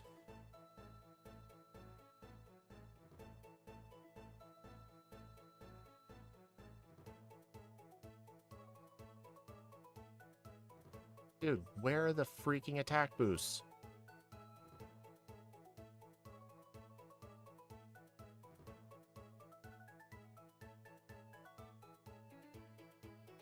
Alright, thank you for using light screen, though. Oh my god. Okay, I am getting super unlucky with these attack boosts. That is not what I meant to use.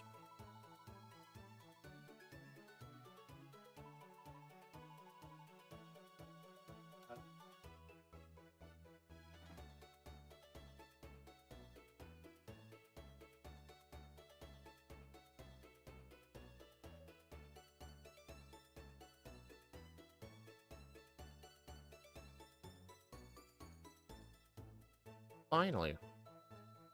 It took so many of those. This is potentially gonna remain in 4th place, all because of bad luck at Steven. Just Moonblast.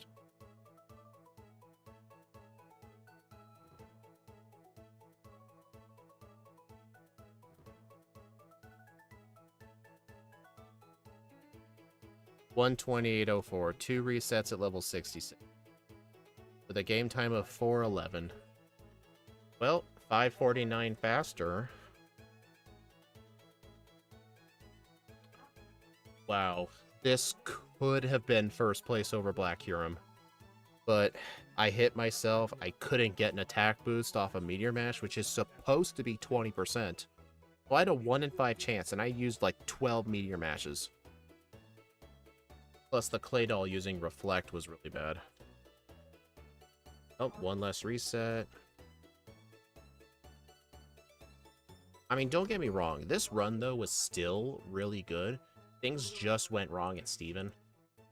And honestly, it wasn't really player error. I guess this thing just needed a bit of luck, because it had to rely on 1 attack boost, because it only has Meteor Mash for the Skarmory, which is kind of bad.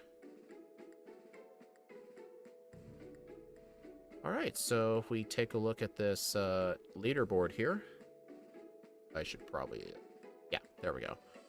So yeah, unfortunately this couldn't unseat Black Huron or Samurott, but at least it got a faster time than Typhlosion. Yeah, this Pokemon, like, if you give it Hidden Power Bug, and you know when to use Metal Claw, or Meteor Mash, or Magnitude, it's actually kind of good. It's really annoying how you have to deal with so many non-accurate moves, though. Still, this thing had potential to get 1st place. But 1 single piece of bad luck in the last minute. If I didn't hit myself in confusion... Actually, wait. Me hitting myself in confusion, did it matter? It actually... You know what? Yeah, it actually did matter. Because I would have had enough health, probably. Plus... Besides that, like, if I had just gotten an attack boost, I would have been fine. Anyway, though, this was still a fun run, so yeah, thank y'all for watching, everyone. Thank you for stopping by, I do appreciate it. The next stream will be tomorrow, where Ike the Killer will be joining us, where I can't remember what Pokemon we're doing for Red and Blue. We are going to be doing Rabombi. Unfortunately, Steve says he will not be able to join us, probably, because I think he's going on vacation or something, so it's just going to be me and Ike again, but we'll see. Anyway, I will see you all later. Bye.